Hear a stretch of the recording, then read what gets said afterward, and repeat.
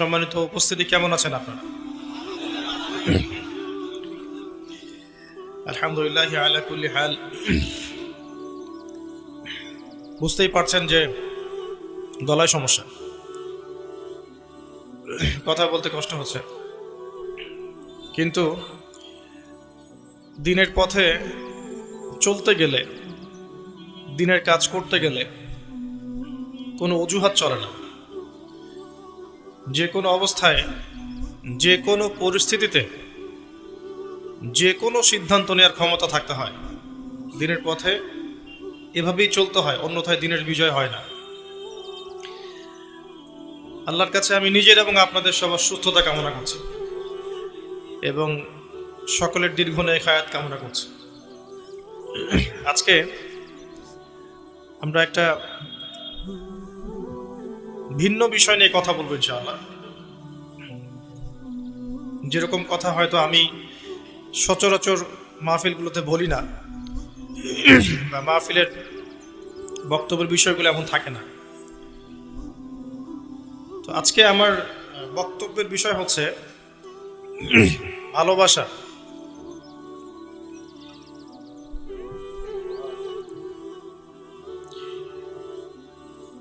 সাধারণত আপনারা আমাকে চেনেন জিওপলিটিক্স নিয়ে কথা বলতে, আখিরুজ্জামান নিয়ে কথা বলতে, সমকালীন ফিতনাগুলো নিয়ে কথা বলতে, ইকোনমি নিয়ে কথা বলতে। খুব কমই শুনেছেন এরকম কোনো টপিক নিয়ে আলাদা কোনো লেকচার দিয়েছি যেটার নাম হচ্ছে ভালোবাসা। দুদিন পরে একটা দিবস আসবে, যে দিবসে এই বিশ্বের কোটি কোটি মানুষ আল্লাহ পাকে সরাসরি অবাধ্য হবে। এমনভাবে অবাধ্য হবে যে মানুষের জায়গায় থাকবে না। মানুষ তার প্রবৃত্তির পাশবিক দাসত্ব করবে। আমরা সেদিকে আসছি ইনশাআল্লাহ। তবে শুরুটা করতে চাই ভিন্নভাবে। আল্লাহ রাব্বুল আলামিন সূরা হাদীদের মধ্যে বলেছেন, বিসমিল্লাহির রহমানির রহিম, হুয়াল আউয়ালু ওয়াল আখিরু ওয়াজ যাহিরু ওয়াল বাতিন ওয়া হুয়া বিকুল্লি শাইইন আলিম। আল্লাহ বলছেন, আল্লাহ পাকই প্রথম, আল্লাহই শেষ, আল্লাহই প্রকাশ্য এবং আল্লাহই গোপন, এবং তিনি প্রত্যেকটা বিষয় সম্পর্কে জ্ঞানী। আল্লাহ প্রথম কথার অর্থ হচ্ছে যখন কোনো কিছুই ছিল না তখন আল্লাহ রাব্বুল আলামিন ছিলেন। যখন কোনো কিছু ছিল না তখন কে ছিল? আল্লাহ সুবহানাহু ওয়া তাআলা ছিলেন। আবার যখন কোনো কিছুই থাকবে না আল্লাহ রাব্বুল আলামিন থাকবেন। কুল্লু মান আলাইহা ফান ওয়া ইয়াবকা ওয়াজহু রাব্বিকা যুল জালালি ওয়াল ইকরাম। আল্লাহ পাক একা ছিলেন।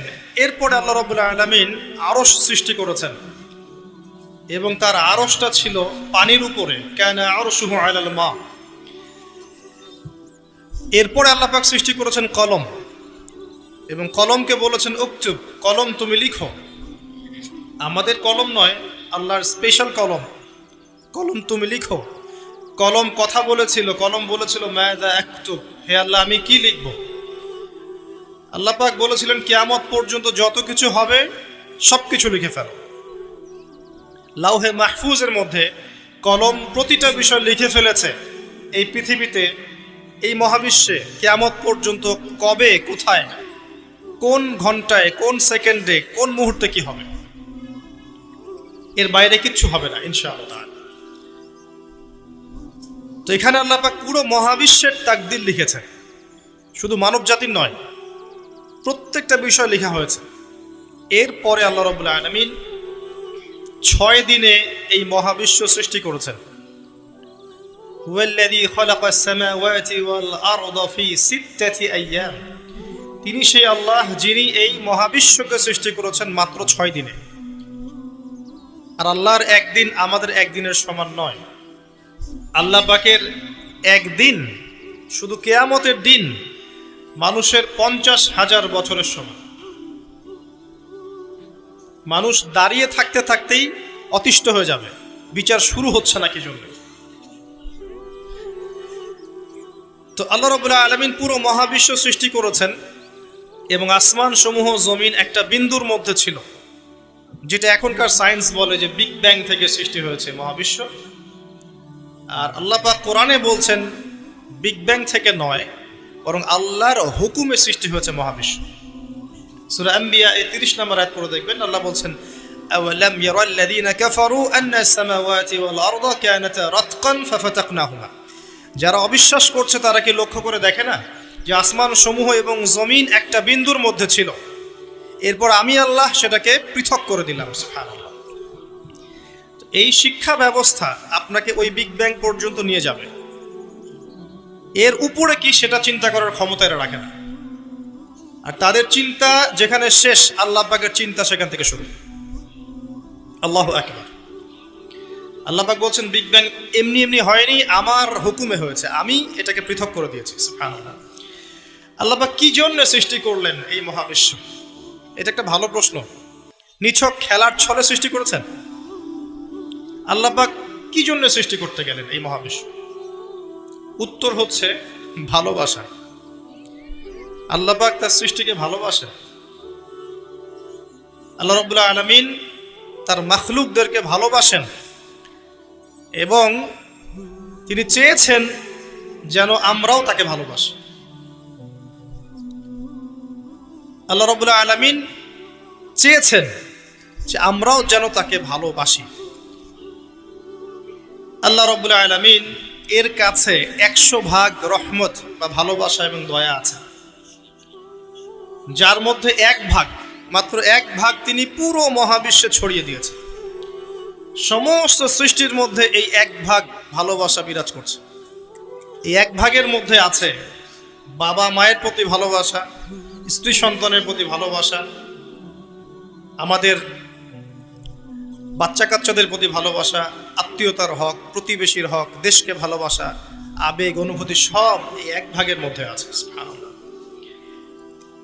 এই পুরো মহাবিশ্বে যত মহব্বত আছে এটা 1% মাত্র। আর এই 1 ভাগ ভালোবাসার জন্য আমরা কি করছি সেটা আমরাই বুঝতে পারছি। আর বাকি যে 99 ভাগ রহমত, দয়া, ভালোবাসা, এটার কথা আল্লাহ পাক বলেছেন, এটা দিয়ে আল্লাহ পাক কিয়ামতের দিন তার বান্দাদের প্রতি রহম করবেন ইনশাআল্লাহ। আশা করা যায় যে ইনশাআল্লাহ আমরা যদি তাওহীদের উপর থাকি, কবিরা গুনাহ না করি, গুনাহ হয়ে গেলেই তওবা করে ফিরে আসি, অন্যের ক্ষতি না করি, সুন্নতে থাকার চেষ্টা করি, হালাল খাই, আশা করা যায় ইনশাআল্লাহ আমরা জান্নাতে যাব। এটা এত কঠিন কিছু হবে না ইনশাআল্লাহ তাআলা। শর্ত হচ্ছে তাওহীদ, আল্লাহ পাকের একত্ববাদ, হালাল রিজিক, তার নবীর সুন্নত এবং দ্বীনটাকে পরিপূর্ণরূপে গ্রহণ করা। আমল করতে পারেন না পারেন, আকীদা বিশ্বাস রাখা, ইসলাম একটা পরিপূর্ণ জীবন ব্যবস্থা, এর মধ্যেই প্রত্যেকটা বিষয়ের সমাধান আছে। হয়তো আপনি আমল করতে পারবেন না, কিন্তু আকীদা আছে। আশা করা যায় ইনশাআল্লাহ আল্লাহ পাক সগীরা গুনাহগুলো আমাদের মাফ করে দিবেন ইনশাআল্লাহ। 99 ভাগ রহমত। কয়েকটা এক্সাম্পল দিচ্ছি আমি। একজন ব্যক্তি ছিলেন বনু ইসরাইলের মধ্যে, সেই ব্যক্তি 99টা খুন করেছিল, 99টা মার্ডার করার পরে সে চিন্তা করেছে তওবা করবে। তার তওবা আছে কি না এটা জিজ্ঞেস করার জন্য তিনি অনেক মানুষের কাছে ঘুরেছেন। তাকে সবাই নেগেটিভ উত্তর দিয়েছে। এক পর্যায়ে গিয়ে সে একজন আবেদকে জিজ্ঞাসা করেছে, আবেদকে যে বেশি বেশি ইবাদত করে। আবেদ কিন্তু সেই ব্যক্তি নয় যে আলেম, কথা বুঝতে পারছেন? আলেম তার কাছে জ্ঞান থাকে এবং জ্ঞান অনুযায়ী সে আমল করে, আর আবেদের কাছে খুব একটা বেশি জ্ঞান থাকে না, কিন্তু সে ইবাদত করে। এই আবেদকে সে জিজ্ঞাসা করেছিল আমার কি তওবা হবে? সে আবেদ বলেছিল যে তুমি 99টা খুন করেছো, তোমার কিসের তওবা? তো সে ব্যক্তি এই আবেদকেও খুন করে 100টা মার্ডার পূর্ণ করেছিল। এরপরে তার মধ্যে আবার তওবার চেতনা আসে, তাকে জানানো হয় অমুক জায়গায় একজন আলেম আছেন, তার কাছে গিয়ে প্রশ্ন করো, তিনি উত্তর দিবেন। সে আলেম তাকে জানালো যে হ্যাঁ, তোমার তওবা করার সুযোগ আছে। তুমি খালেস অন্তরে আল্লাহর কাছে তওবা করতে পারো, আল্লাহ চাইলে তোমাকে মাফ করতে পারো। এবার সে তওবা করলো, করার পরে কি করতে হবে পরামর্শ চাইলো। আলেম তাকে বলল, তুমি এই এলাকা থেকে চলে যাও, অনেক দূরে হিজরত করো, যেখানে যাতে করে আগের হিস্ট্রির সাথে তোমার কোনো সম্পর্ক না থাকে, আগের জীবনের সাথে তোমার সম্পর্ক না থাকে, নতুন জীবন গঠন করো। সে যেতে যেতে রাস্তায় মারা গেল এবং আল্লাহ রাব্বুল আলামিন জান্নাতের ফেরেশতা এবং আযাবের ফেরেশতা দুজনকেই পাঠালেন। এই দুজন ফেরেশতা তারা তার আত্মাকে নিয়ে ঝগড়ায় লিপ্ত হলো, কে তার রূহটা কবজ করবে, কে তার রূহটা নিয়ে যাবে। আর আপনারা জানেন, যদি রূহটা নিয়ে যায় আযাবের ফেরেশতা, তার মানে কি, তার ফয়সালা কি, জাহান্নাম। জান্নাতের ফেরেশতা নিয়ে গেলে ফয়সালা জান্নাত ইনশাআল্লাহ। তো আল্লাহ রাব্বুল আলামিন এখানে একটা কৌশল করলেন, আল্লাহ পাক রাস্তাটাকে লম্বা করে দিলেন। সে তওবার জন্য যতটুকু এসেছিল এই রাস্তাটাকে আল্লাহ পাক লম্বা করে দিলেন, ওই রাস্তার চেয়ে যে রাস্তার থেকে সে যাচ্ছিল। আল্লাহ পাক কৌশল করে তাকে মাফ করে দিলেন। আল্লাহ পাক ফেরেশতাদেরকে বললেন, রাস্তাটা পরিমাপ করে দেখো, কোন রাস্তার পরিমাপটা বেশি, সে যেখানে যাচ্ছিল সেটা না তওবার রাস্তা। তো তওবার রাস্তার লম্বা বেশি দেখালো, এতে করে আল্লাহ পাক তাকে মাফ করে দিলেন। আলহামদুলিল্লাহ, আল্লাহ পাকের দয়া। একজন মহিলা ব্যভিচারিণী, ব্যভিচার বোঝেন তো? আমি আবার আপনাদের ভাষা খুব একটা বুঝতে পারছি না।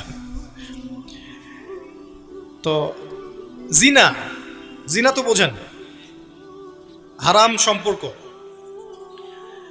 কাছে আসার গল্প শুনেছেন? কাছে আসার গল্প কার কাছে? একজন গায়রে মাহরাম পুরুষ একজন গায়রে মাহরাম মেয়ের কাছে যাবে, এই হলো গল্প। জিনা, ব্যভিচার। একজন ব্যভিচারিণী মহিলা একবার এক কুকুরকে পানি পান করিয়েছিল।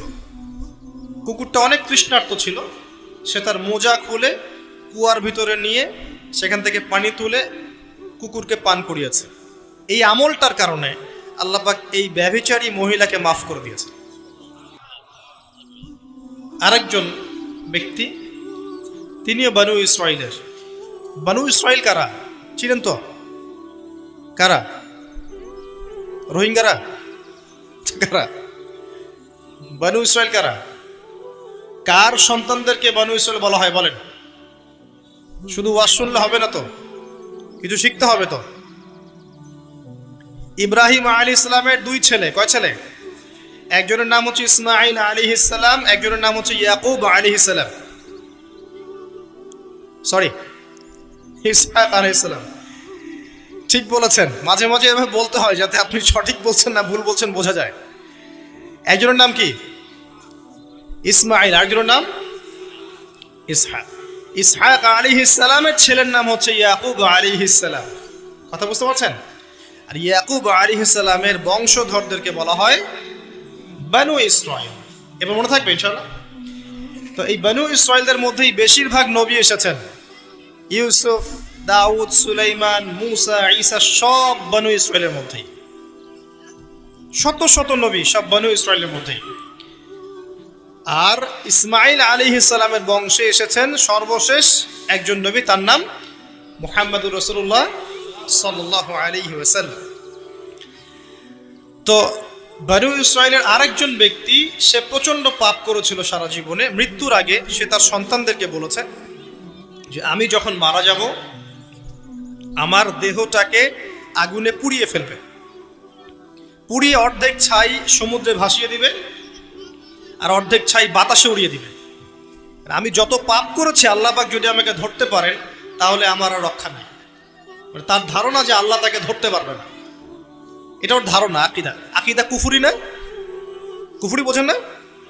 যে বিশ্বাস করে যে আল্লাহ তাকে আবার পুনরুত্থিত করতে পারবেন না, এই আকিদা কি ইমানের আকিদা না কুফরি? আকিদা কুফরি। কুফরি আকিদা নিয়ে সে তার সন্তানদেরকে ওসিয়ত করছে। তার মৃত্যুর পর সন্তানরা তাই করলো। করার পরে আল্লাহ রাব্বুল আলামিন সাগরকে আদেশ করলেন ছাইগুলোকে জমা করে দাও, এবং বাতাসকে আদেশ করলেন ছাইগুলোকে জমা করে দাও। হাদিস কিন্তু সহিহ।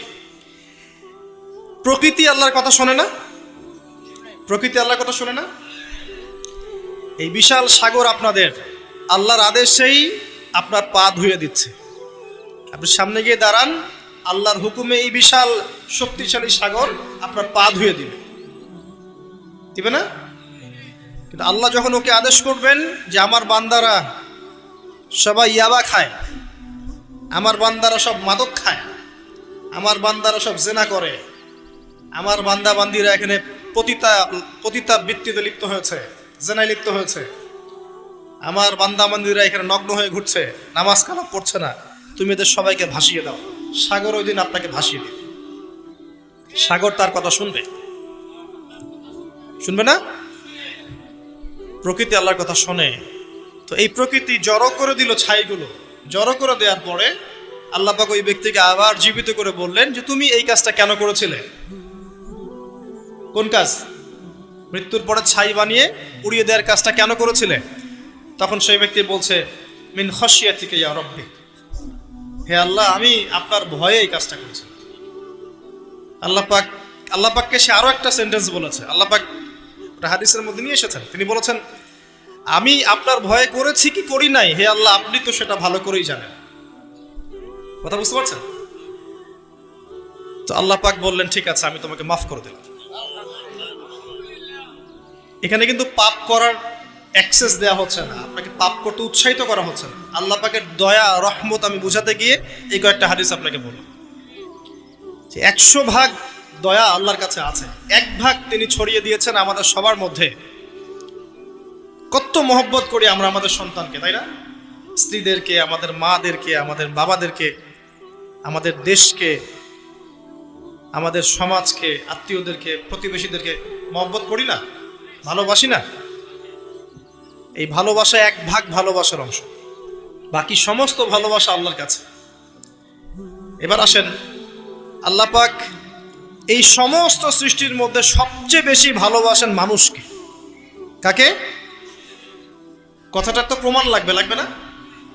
প্রমাণটা দিচ্ছি। এই মহাবিশ্ব সৃষ্টি করার পর আল্লাহ পাক অনেক মাখলুক সৃষ্টি করেছেন। কিছু কিছু নাম আল্লাহ পাক আমাদেরকে জানিয়েছেন, এমন অনেক মাখলুক আল্লাহর ছিল বা আছে আমরা সেটা জানি না। আমরা জানি জিনদের কথা, তাই না? আমরা জানি ফেরেশতাদের কথা, তাই না?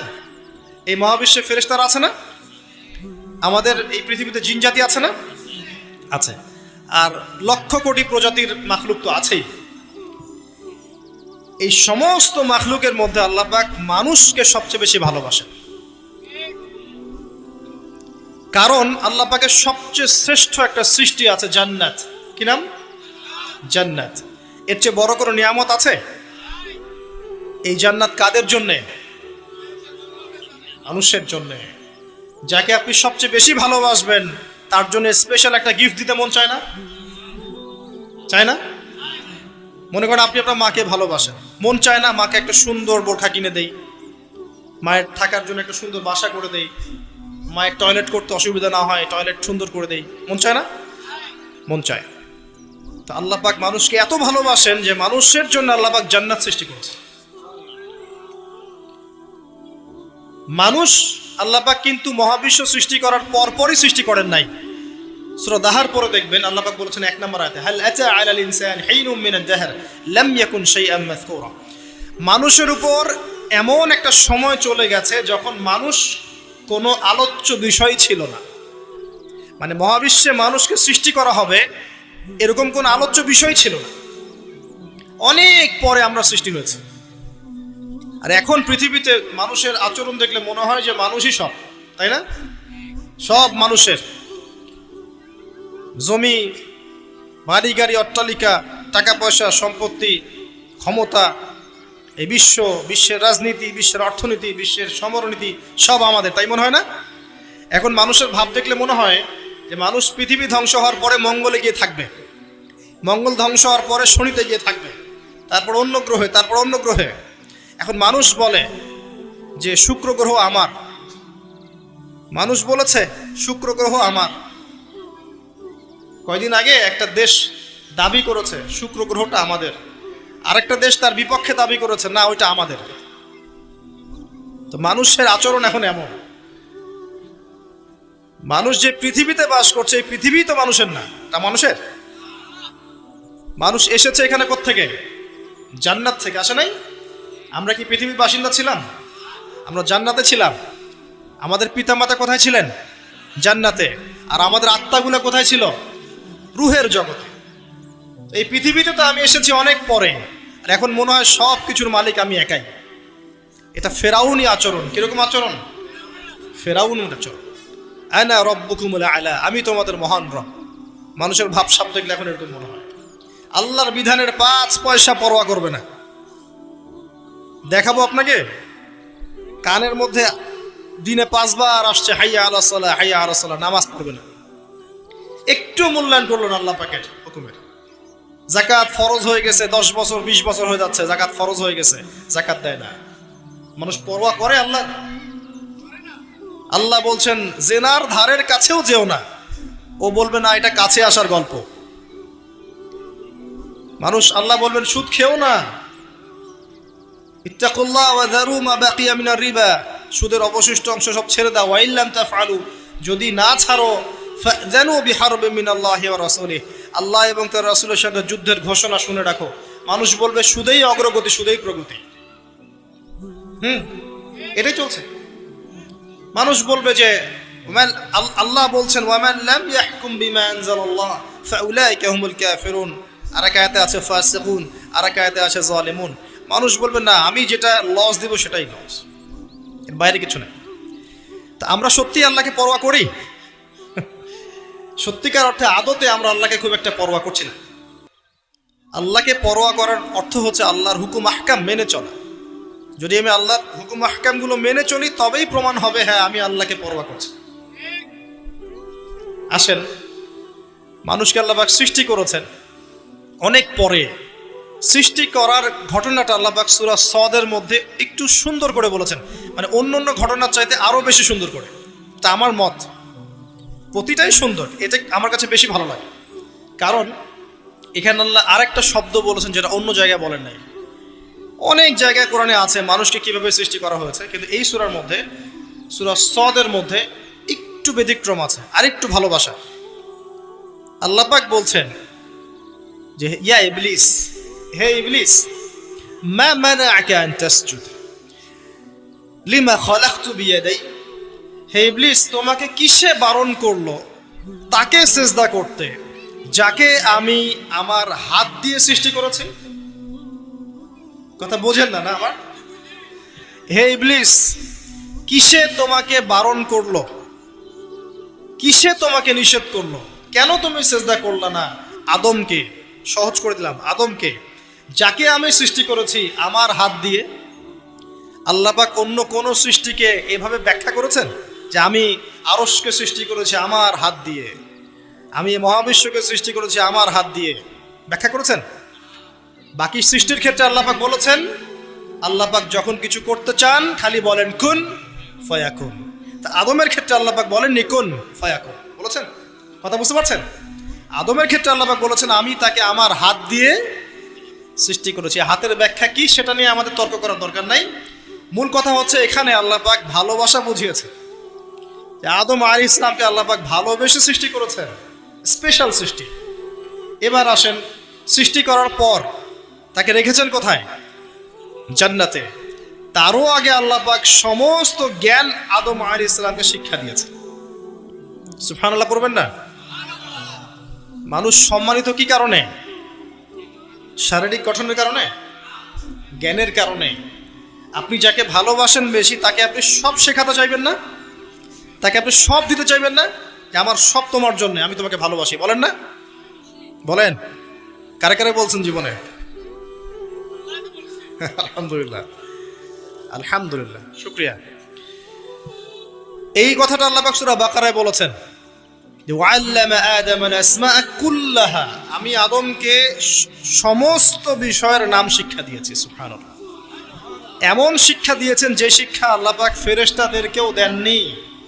কারণ তিনি আদম আলাইহিস সালামকে উপস্থাপন করলেন এবং বললেন যে আম্বিউহুম বিআসমাইহিম, এই নামগুলো তুমি বলে দাও।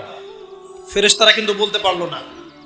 আদম আলাইহিস সালাম বললেন ফালাম্মা আম্বাআহুম বিআসমাইহিম قال ألم أقل لكم إني أعلم غيب السماوات والأرض।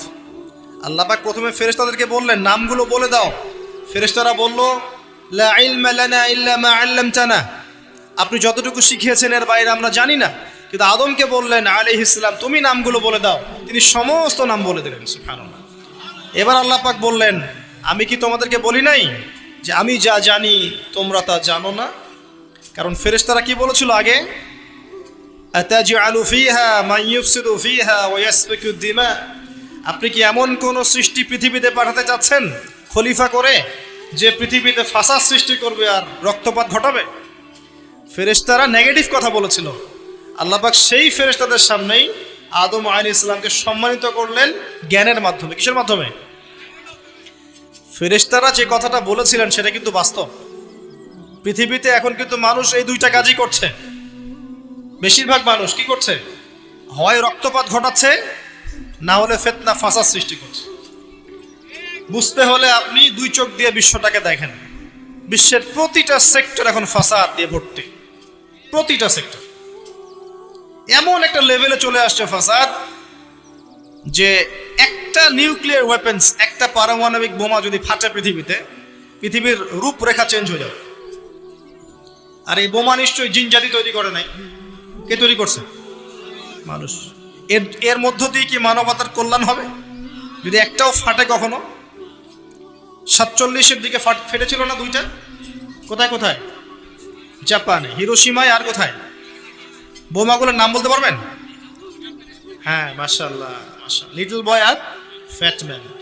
এখন পর্যন্ত জাপানের নাগরিক যারা আছেন এর যে বিষক্রিয়া, এর দ্বারা ইফেক্টেড তারা। এখন বংশ পরম্পরায় এটা চলছে। আর এখন যে পারমাণবিক অস্ত্রগুলো আছে এগুলো শক্তি তখনকার চাইতে 1000 গুণ বেশি শক্তিশালী। রাশিয়া সেদিন বলেছে আমাদের কাছে এমন ক্ষেপণাস্ত্র আছে যেটা শব্দের গতির চাইতেও বেশি গতিতে যেতে পারে। শব্দের হার্স কত আপনারা জানেন? সায়েন্সের ছাত্র আছেন এখানে, দেখবেন। যাই হোক, আমাদের মূল পয়েন্টটা হচ্ছে পৃথিবীতে মানুষ বিভিন্নভাবে ফাসাদ সৃষ্টি করছে এখন। সামরিকভাবে, ইকোনমিক্যালি, পলিটিক্যালি, এডুকেশন সেক্টরে, সংস্কৃতির নামে বিভিন্নভাবে মানুষ ফাসাদ সৃষ্টি করছে। দলিল আল্লাহ কোরআনেই দিয়েছেন, যাহারাল ফাসাদু ফিল বাররি ওয়াল বাহরি বিমা কাসাবাত আইদিন নাস। জলে স্থলে যত বিপর্যয় ছড়িয়ে পড়েছে এগুলো মানুষের হাতের কামাই। কার হাতের কামাই? আর আল্লাহর কথাকে আপনি চ্যালেঞ্জ করবেন? এটা সূরা রুমের মধ্যে আছে, পড়ে দেখেন। আসেন, আল্লাহ পাক মানুষকে জ্ঞান শিক্ষা দিলেন, এটা ভালোবাসা নিদর্শন। শুধু তাই না, এবার আল্লাহ পাক সমস্ত ফেরেশতাদের সামনে উপস্থাপন করে আল্লাহ পাক বলছেন যে ওয়াইজ কুলনা লিল মালাইকাতি ইসজুদু লি আদম, হে ফেরেশতারা তোমরা আদমকে এখন সিজদা করো। কি করো? সিজদা করো। আপনি যাকে ভালোবাসবেন নিঃসন্দেহে আপনি চাইবেন তাকে বড় করতে, তাই না? চাইবেন না? তার মান মর্যাদা বাড়ুক, তাকে আমি বড় করি, সবাই তাকে ভালো বলুক, আপনি চাইবেন। আল্লাহ পাক আদম আলাইহিস সালামকে ভালোবাসলেন। দেখেন, ফেরেশতা মণ্ডলীকে বললেন সিজদা করো, ফাসাজাদু, সবাই সিজদা করলো, ইল্লা ইবলিস। ইবলিস সিজদা করলো না। সে কি বলল? খালাকতানি মিন নার ওয়া খালাকতাহু মিন তিন। আল্লাহ আপনি আমাকে সৃষ্টি করেছেন কি দিয়ে? আগুন দিয়ে। আর আদমকে সৃষ্টি করেছেন কাদা মাটি দিয়ে। আমি কেন তাকে সিজদা করতে যাব? আবা ওয়াস্তাকবারা, সে উদ্ধত আচরণ করলো, অহংকারী হলো। এবং এই একটা কারণেই আল্লাহ পাক তাকে চিরস্থায়ী লানত করলেন, চিরস্থায়ী জাহান্নামী ঘোষণা করলেন। ইবলিস চ্যালেঞ্জ করলো যে আমি আদমকে এবং আদম সন্তানদেরকে বিভ্রান্ত করবই, পথভ্রষ্ট করবই। আমি ডান দিক থেকে আসবো, সূরা আরাফ পড়ে দেখেন। ডান দিক থেকে আসবো, বাম দিক থেকে আসবো, সামন থেকে আসবো, পিছন থেকে আসবো, আমি তাদেরকে পথভ্রষ্ট করেই ছাড়ব। আর আল্লাহ পাকও বলে দিলেন যে যারা তোকে অনুসরণ করবে আদম সন্তানদের মধ্য থেকে, ওদের সবাইকে দিয়ে আমি জাহান্নাম পূর্ণ করব না। আউযুবিল্লাহ। আরেকটা কথা বলে দেই, এখানে সূরা আরাফের 179 নম্বর আয়াতে এটাও আছে যে ওয়ালাকাদ যারানা লিজাহান্নামা কাসীরাম মিনাল জিন্নি ওয়াল ইনস, প্রচুর জিন আর মানুষকে দিয়ে আমি জাহান্নাম পূর্ণ করব। প্রচুর জিন আর মানুষকে দিয়ে আমি জাহান্নাম পূর্ণ করব। কত জিন আর কত মানুষ আমি জিনের হিসাব জানি না, মানুষেরটা জানি। প্রতি হাজারে 999 জন জাহান্নামে যাবে, বলেন নাউজুবিল্লাহ। সহিহ বুখারীতে 4 বার হাদিসটা এসেছে, প্রতি হাজারে 999 জন, মানে ম্যাক্সিমাম। এটা ম্যাথমেটিক্যালি হিসাব করার দরকার নাই, এর মানে হচ্ছে অধিকাংশ মানুষই কি করবে, জাহান্নামে যাবে। এবং এটা আমাদের উম্মতের ক্ষেত্রে এসেছে, 73টা দল হবে, আছে না? 72 দল কোথায় যাবে? জাহান্নামে। এটা বোঝানো হচ্ছে বেশিরভাগ মানুষই কোথায় যাবে? জাহান্নামে। অপরাধ কি ছিল? অপরাধটা বলা আছে এই আয়াতে। 1 নাম্বার, লাহুম কুলুবুন লা ইয়াফকাহুনা বিহা। অপরাধ ছিল যে আল্লাহ পাক হৃদয় দিয়েছিলেন, উপলব্ধি করে নাই। কলব দিয়েছিলাম, উপলব্ধি করেনি, জাহান্নামে যাওয়ার কারণ। ওয়ালাহুম আযানুন লা ইয়াসমাউনা বিহা। কান দিয়েছিলাম, শোনেনি। ওয়ালাহুম আ'য়ুনুন লা ইউবসিরুনা বিহা। 2 চোখ দিয়েছিলাম, দেখেনি। হৃদয় দিয়েছি, উপলব্ধি করে নাই, 1 নাম্বার কারণ। কান দিয়েছি, শোনে নাই। চোখ দিয়েছি, দেখে নাই। উলাইকা কাল আনআম। এরা হচ্ছে গবাদি পশুর মতো। এটা আল্লাহর কথা, আমার প্রতি রাগ করবেন না। আল্লাহ বলেছেন তারা হচ্ছে গবাদি পশুর মতো। দে আর জাস্ট লাইক ক্যাটলস, বাল হুম আদল। বরং এর চাইতেও এরা নিকৃষ্ট এবং জঘন্য। উলাইকা হুমুল গাফিলুন। এরা হচ্ছে গাফেল সম্প্রদায়। আল্লাহর আয়াতগুলো আমাদের কলিজে আঘাত লাগে না? না, এখন আমাদের কলবগুলো অনেক শক্ত হয়ে গেছে, মাশাআল্লাহ। সুম্মা কাসাত কুলুবুহুম, একটা আয়াত আছে না সূরা বাকারার মধ্যে, ফাহিয়া কাল হিজারাতি আও আশাদ্দু কাসওয়া। পাথরের মতো শক্ত হয়ে গেছে, বরং তার চেয়ে বেশি শক্ত হয়ে গেছে। দেখবেন আল্লাহর আয়াতগুলো যখন আপনার কলিজে আঘাত করবে না, শক্ত হয়ে যাবে, বুঝবেন আপনার কলবে 2টা জিনিসের অভাব আছে। একটা হচ্ছে আপনার কলব নিয়মিত পরকালকে স্মরণ করে না, নিয়মিত আপনার কলব মৌতকে স্মরণ করে না।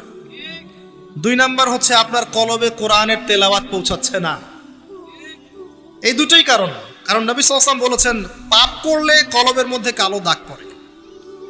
এভাবে পাপ করতে করতে করতে করতে কলবটা কলুষিত হয়ে যায়, দুর্গন্ধ বের হয়, কুৎসিত হয়ে যায়। যদি মানুষ তওবা করে, কালিমা মুছে যায়। তওবা না করলে এটা বাড়তে থাকে। নবীজি বলছেন, আমি কি তোমাদেরকে জানিয়ে দিব কোন কাজ তোমার কলবের মরিচা দূর করবে? সাহাবীরা বললেন, অবশ্যই ইয়া রাসূলুল্লাহ। তিনি তখন এই 2টা কাজ বলেছেন। 1 নাম্বার, বেশি থেকে বেশি কোরআন তেলাওয়াত এবং মৌতের স্মরণ তোমার কলবকে পরিষ্কার করে দিবে ইনশাআল্লাহ। এই 2টো কাজ আমরা করতে চাই না।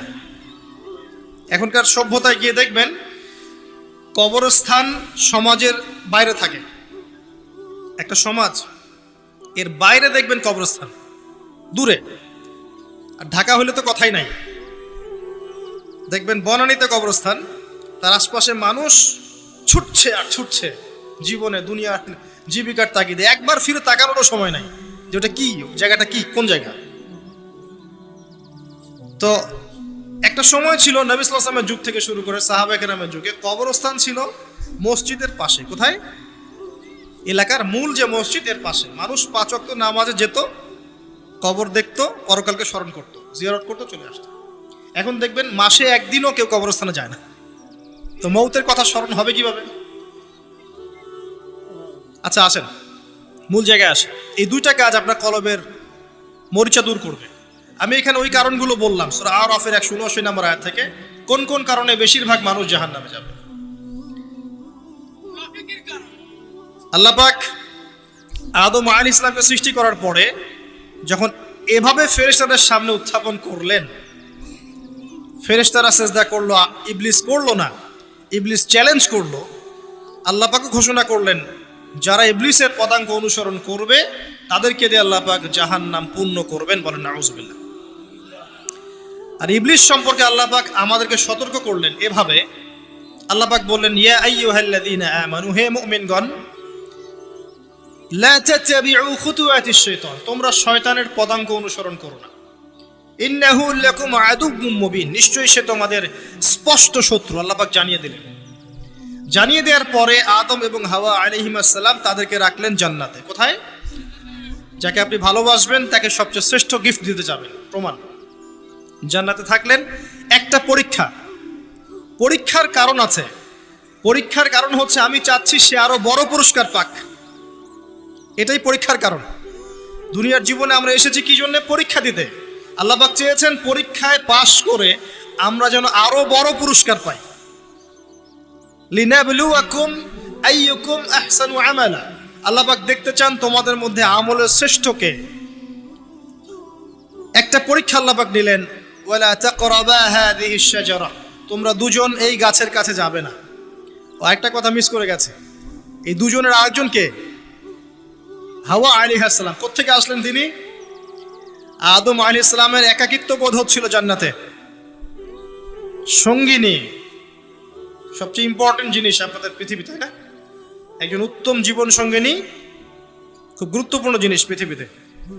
সে যদি ভালো হয়, নেককার হয়, সৎ হয়, আপনি দুনিয়াতেই জান্নাতে থাকবেন ইনশাআল্লাহ। আর সে যদি বদকার হয়, দুশ্চরিত্র হয় এবং আল্লাহ এবং তার রাসূলের বিরুদ্ধাচরণ করে, আপনার আনুগত্য না করে, আপনি দুনিয়াতেই জাহান্নামের ফ্লেভার পাবেন ইনশাআল্লাহ। তো হাওয়া আলাইহিস সালামকে সৃষ্টি করা হয়েছে আদম আলাইহিস সালামের কোত্থেকে?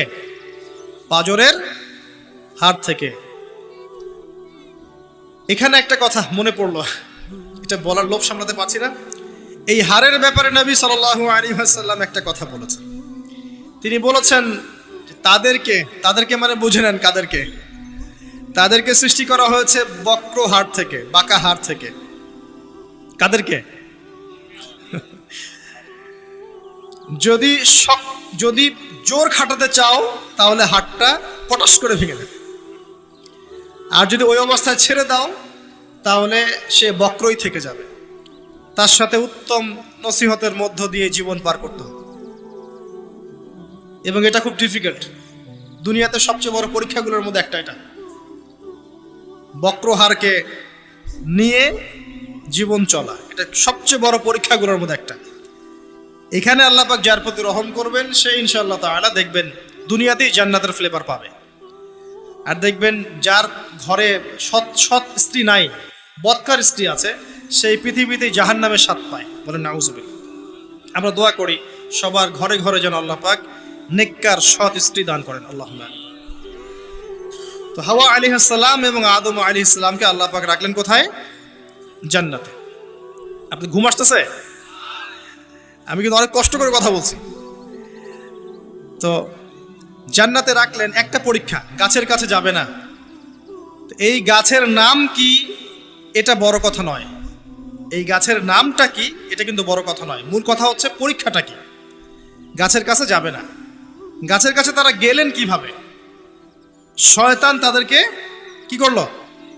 প্রলোভিত করলো। এক পর্যায়ে তারা আল্লাহর এই বিধানের কথাটা ভুলে গেলেন এবং সেই নিষিদ্ধ গাছের কাছে চলে গেলেন। এবার আল্লাহ রাব্বুল আলামিন এর আদেশ লঙ্ঘন করার কারণে আল্লাহ পাক নারাজ হলেন। নারাজ হওয়ার পরে আল্লাহ পাক তাদেরকে জান্নাত থেকে কি করলেন? পৃথিবীতে নামিয়ে দিলেন। নামিয়ে দেওয়ার আগে একটা ঘটনা ঘটেছে, সেটা হচ্ছে আদম আলাইহিস সালাম অপরাধ করার পরে প্রচন্ড রকমের অনুতপ্ত ছিলেন। তিনি এত অনুতপ্ত ছিলেন যে কোন ভাষায় তিনি আল্লাহর কাছে তওবা করবেন, কিভাবে আল্লাহর কাছে অনুশোচনা প্রকাশ করবেন, এই ভাষাটা পর্যন্ত তার জানা ছিল না। আল্লাহ পাক কোরআনে বলছেন ফাতালাক্কা আদামু মির রাব্বিহি কালিমাত ফাতাবা আলাইহি। আল্লাহ পাক আদম আলাইহিস সালামকে তওবার কালিমা শিখিয়ে দিলেন। সুবহানাল্লাহ। কোন কালিমা দিয়ে তুমি তওবা করলে আমি সন্তুষ্ট হব সেটা আল্লাহ শিখিয়ে দিয়েছেন। এটা কি ভালোবাসার নিদর্শন নয়? এটাও একটা ভালোবাসার নিদর্শন যে তিনি আদম আলাইহিস সালামকে ভালোবাসেন, তওবার বাক্যগুলো শিখিয়ে দিয়েছেন। বলেন সুবহানাল্লাহ। এই তওবার বাক্য কোনটা ছিল? রব্বানা যালামনা আনফুসানা ওয়া ইল্লাম তাগফির লানা ওয়া তারহামনা লানাকুনান্না মিনাল খাসিরিন। এই বাক্য আল্লাহ শিখিয়ে দিয়েছেন। সুবহানাল্লাহ। এই বাক্য দিয়ে আদম আলাইহিস সালাম তওবা করলেন, আল্লাহ পাক তওবা কবুল করলেন, কিন্তু সীমা লঙ্ঘন করার কারণে নামিয়ে দিলেন কোথায়? পৃথিবীতে। এবং পৃথিবীতে আদম আলাইহিস সালাম, হাওয়া আলাইহিস সালাম, ইবলিস তাকেও নামিয়ে দেওয়া হয়েছে। এবার পৃথিবীতে আল্লাহ পাক দিলেন একটা হায়াত, কারো 100, কারো 200, কারো 30, কারো 40, কারো 10-20, আল্লাহু আলাম, কারো 2000, 1000, 5000, এমনও হায়াত ছিল, এটা আল্লাহ জানেন ভালো। এই সময়টুকুতে আল্লাহ পাক অফুরন্ত নিয়ামত দিলেন, হায়াত দিলেন, পরিবার দিলেন, রিজিক দিলেন, বাসস্থান দিলেন, এমন প্রতিটা বস্তু যা এই জীবনে, এই দুনিয়ার জীবনে প্রয়োজন, আল্লাহ পাক সব কিছু দিলেন। এগুলো কি ভালোবাসার নিদর্শন নয়? ভালোবাসার নিদর্শন। এবং আল্লাহ পাক একটা দর্শন দিলেন, ফিলোসফি, একটা মূলনীতি। মূলনীতি শোনেন, সূরা বাকারার 38-39 নম্বর আয়াতে আছে। আল্লাহ পাক বলছেন, কুল নাহবিতু মিনহা জামিআ, আমি আল্লাহ বললাম তোমরা নেমে যাও পৃথিবীতে সবাই একসাথে। ফাইম্মা ইয়াতিয়ান্নাকুম মিন্নী হুদান, তোমাদের কাছে আমার পক্ষ থেকে হেদায়েত আসবে। প্রত্যেক যুগে যুগে তোমাদের কাছে আমার পক্ষ থেকে হেদায়েত আসবে, আসমানি কিতাব আসবে, নবী রাসূল আসবেন।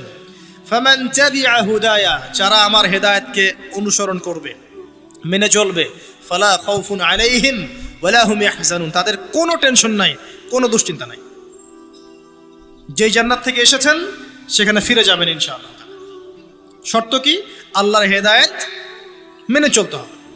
এটা 38-39 নম্বর আয়াতে আল্লাহ পাক বলছেন, ওয়াল্লাযীনা কাফারু ওয়া কাযযাবু বিআয়াতিনা, কিন্তু যারা কুফরি করবে, অস্বীকার করবে এবং আল্লাহর আয়াতকে মিথ্যা প্রতিপন্ন করবে, ফাউলাইকা আসহাবুন নার, এরাই হচ্ছে জাহান্নামের অধিবাসী। হুম ফিহা খালিদুন, এখানে তারা চিরস্থায়ী হবে। ইবলিসের সাথে, কার সাথে? ইবলিসের সাথে। এই হলো দর্শন। এরপর আপনাকে পাঠিয়ে দেয়া হলো পৃথিবীতে। এখানে আমাদেরকে দেয়া হয়েছে সব কিছু, আমাদের অন্ন, আমাদের বস্ত্র, আমাদের বাসস্থান, আমাদের শিক্ষা, আমাদের চিকিৎসা, এভরি সিঙ্গেল নেসেসারি এলিমেন্টস যা আমাদের প্রয়োজন এই পৃথিবীতে বসবাস করার জন্য আল্লাহ পাক প্রত্যেকটা দিয়েছেন। সুবহানাল্লাহ, এমনি এমনি দিয়েছেন। আরে দিয়েছেন কিন্তু কাফের, মুশরিক, মুরতাদ, মুনাফিক, মুমিন সবাইকে দিয়েছেন, কাউকে দেন নাই এমন না। আছে না? হয়তো কাউকে বেশি, কাউকে কম। আর এই যে কম বেশি, রিজিকের কম বেশিটা আল্লাহ পাক নিজে ডিল করছেন, যাতে করে সমাজের মধ্যে ব্যালেন্সটা বজায় থাকে। যদি একজন রিক্সাওয়ালার চাহিদা না থাকতো, কে আপনাকে ওই জায়গায় পৌঁছে দিত? কথা বুঝতে পারছেন না? একজন যিনি চুল কাটেন, তার যদি চাহিদা না থাকতো, কে আপনার চুল কাটত? একজন পোশাক নির্মাতা, তার চাহিদা না থাকলে কে আপনার পোশাক নির্মাণ করত? একজন চিকিৎসক, তার ওই জায়গায় মেধা এবং চাহিদা না থাকলে কে আপনার চিকিৎসা করত?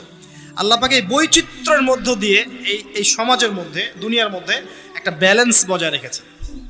আমরা যদি সবাইকে হাতের 5টা আঙ্গুল সমান করতে চাই, এটা হবে একটা আত্মঘাতী সিদ্ধান্ত। 5 আঙ্গুলের মধ্যে পার্থক্য থাকবে, এটাই হচ্ছে হাতের সৌন্দর্য। সব যদি এক সমান হতো, হাত সুন্দর হতো না। আচ্ছা, এবার আসেন ভালোবাসায় চলে আসে। ওই যে এক ভাগ ভালোবাসা, এবার আপনি পৃথিবীতে আছেন, পৃথিবীতে আল্লাহ পাক আপনাকে বলেছেন যে আমি তোমাকে ভালোবাসি হে আদম সন্তান, আর এটা আমার হক যে তুমিও আমাকে ভালোবাসবে। এটা কিন্তু হাদিসে এসেছে। আল্লাহ পাক বলেছেন, হে আদম সন্তান, আমি তোমাকে ভালোবাসি আর এটা আমার হক যে তুমিও আমাকে ভালোবাসবে। এই পৃথিবীতে আমাদের ভালোবাসার কেন্দ্র কে হবেন? সমস্ত কিছু ভালোবাসার ঊর্ধ্বে কার স্থান হবে? আর আল্লাহ বলেছেন, যদি তোমরা আমাকে সত্যিকার অর্থেই ভালোবাসো, কুল ইন কুনতুম তুহিব্বুনাল্লাহ ফাত্তাবিউনি, যদি তোমরা সত্যিকার অর্থে আল্লাহকে ভালোবাসো, আল্লাহর ভালোবাসা পেতে চাও, তাহলে একটা কাজ করো। কি করো? ফাত্তাবিউনি, কার অনুসরণ করো? মুহাম্মদুর রাসূলুল্লাহ সাল্লাল্লাহু আলাইহি ওয়াসাল্লাম। আপনি আর আমি আমাদের জীবনের প্রতিটা কাজ যদি মুহাম্মদ সাল্লাল্লাহু আলাইহি ওয়াসাল্লামের তরিকা মতো করি, আপনি প্রমাণ করে দিবেন, হে আল্লাহ, আমি তোমাকে ভালোবাসি, এবং আপনিও আল্লাহর ভালোবাসা পাবেন ইনশাআল্লাহ। শুধু তাই নয়, শুধু ভালোবাসাই নয়, ওয়া ইয়াগফির লাকুম যুনুবাকুম, তোমাদের সমস্ত পাপ মাফ করে দেব ইনশাআল্লাহ। আল্লাহু গফুর রহিম, আল্লাহ পাক হচ্ছেন পরম করুণাময়, অসীম দয়ালু। এখন নবী সাল্লাল্লাহু আলাইহি ওয়াসাল্লামকে অনুসরণ কিভাবে করবেন? ঘুমাবেন কার মতো? রাসূলের মতো। উঠবেন কার মতো করে? ওযু করবেন কার মতো? বাথরুমে যাবেন কার মতো? বের হবেন কার মতো? নামাজ পড়বেন কার মতো করে? তিলাওয়াত করবেন কার মতো? জিকির করবেন কার তরিকায়? ব্যবসা করবেন কার তরিকায়? চাকরি বাকরি কার তরিকায় করবেন? বিভিন্ন সেক্টরে দায়িত্ব কার মতো করে পালন করবেন? একজনই আপনার উসওয়াতুল হাসানাহ, লাকাদ কানা লাকুম ফি রাসূলিল্লাহি উসওয়াতুন হাসানা, একজনকে আল্লাহ পাক রোল মডেল করেছেন। একজনকে কি করেছেন? Role model. তাকে ফলো করলেই ইনশাআল্লাহ আপনি জান্নাতে চলে যাবেন। আর এটা কি শুধু জীবনের একটা ক্ষেত্রে করবেন না সমস্ত ক্ষেত্রে করবেন? আল্লাহ তৌফিক দান করুন। আর নবী সাল্লাল্লাহু আলাইহি ওয়াসাল্লামকে যারা ভালোবাসেন তাদেরকে আপনি ভালোবাসবেন। নবী সাল্লাল্লাহু আলাইহি ওয়াসাল্লামকে যারা ভালোবাসেন তাদেরকে আপনি ভালোবাসবেন। যারা নবীকে ভালোবাসে না তাকে কি ভালোবাসবেন? ভালোবাসার মানদণ্ড কি হবে? আল্লাহর জন্য ভালোবাসবো, আল্লাহর জন্যই ঘৃণা করব। এটা আল্লাহর জন্য কাছে আসা, আল্লাহর জন্যই দূরে যাওয়া। আরশের নিচে আল্লাহ পাক যে কয় শ্রেণীর মানুষকে আশ্রয় দিবেন, যে 7 শ্রেণীর মানুষকে, তার মধ্যে এক শ্রেণী আছে এমন 2 ব্যক্তি যারা পরস্পরকে শুধু আল্লাহর জন্য ভালোবাসে। কেউ যদি কাউকে আল্লাহর জন্য ভালোবাসে তার উচিত তাকে জানিয়ে দেয়া যে হে অমুক ভাই, আমি আপনাকে আল্লাহর জন্য ভালোবাসি। অমুক দিনী বোনকে বলতে পারে আমি আপনাকে আল্লাহর জন্য ভালোবাসি। এক ভাগ ভালোবাসা দিয়ে পৃথিবী চলছে। এবার আসেন, এই দুনিয়ার জীবনে আল্লাহ পাক রিজিকের পাশাপাশি একজন আদর্শ দিলেন, উসওয়াতুল হাসানা দিলেন, তাকে ফলো করতে বললেন। এবং তিনি একমাত্র ব্যক্তি যাকে কবরে দেখানো হবে, প্রশ্ন করা হবে, মান হাযা রাজুল বুইসা ফীকুম। মনে রাখবেন, তিনি একমাত্র ব্যক্তি যিনি আপনার জন্য, আমার জন্য, কবিরা গুনাহগার ব্যক্তিদের জন্য কিয়ামতের মাঠে সুপারিশ করবেন। তিনি একমাত্র ব্যক্তি যিনি হাউজে কাউসারে পানি নিয়ে আমাদের জন্য অপেক্ষা করবেন। তিনি একমাত্র ব্যক্তি যার সুপারিশ আল্লাহ পাক কবুল করবেন ইনশাআল্লাহু আযজা ওয়া জাল। কিয়ামতের মাঠে যখন সবাই ইয়া নাফসি ইয়া নাফসি বলবে, তিনি একমাত্র ব্যক্তি যিনি বলবেন ইয়া উম্মতি ইয়া উম্মতি। অতএব আমরা সবাই যেন বিনা বাক্য ব্যয়ে মুহাম্মদ সাল্লাল্লাহু আলাইহি ওয়াসাল্লামকে আমাদের আদর্শ মেনে নেই এবং তার সুন্নত অনুযায়ী জীবনযাপন করার চেষ্টা করি। আল্লাহুম্মা আমিন। আল্লাহ তৌফিক দান করুন। এই দুনিয়ার জীবনে ওই এক ভাগ ভালোবাসার মধ্যে আমরা কয়েক শ্রেণীর মানুষকে ভালোবাসি। দেখেন, 1 নাম্বার পিতামাতা, তাই না?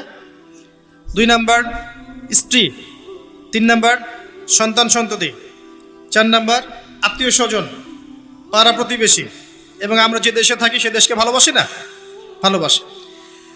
এই ভালোবাসাগুলো কিন্তু বৈধ। এই ভালোবাসাগুলো কি? বৈধ। এখানে একটা বিষয় বুঝতে হবে যে ভালোবাসার ঘৃণা করার মানদণ্ড কে দিবে? আল্লাহ এবং তার রাসূল।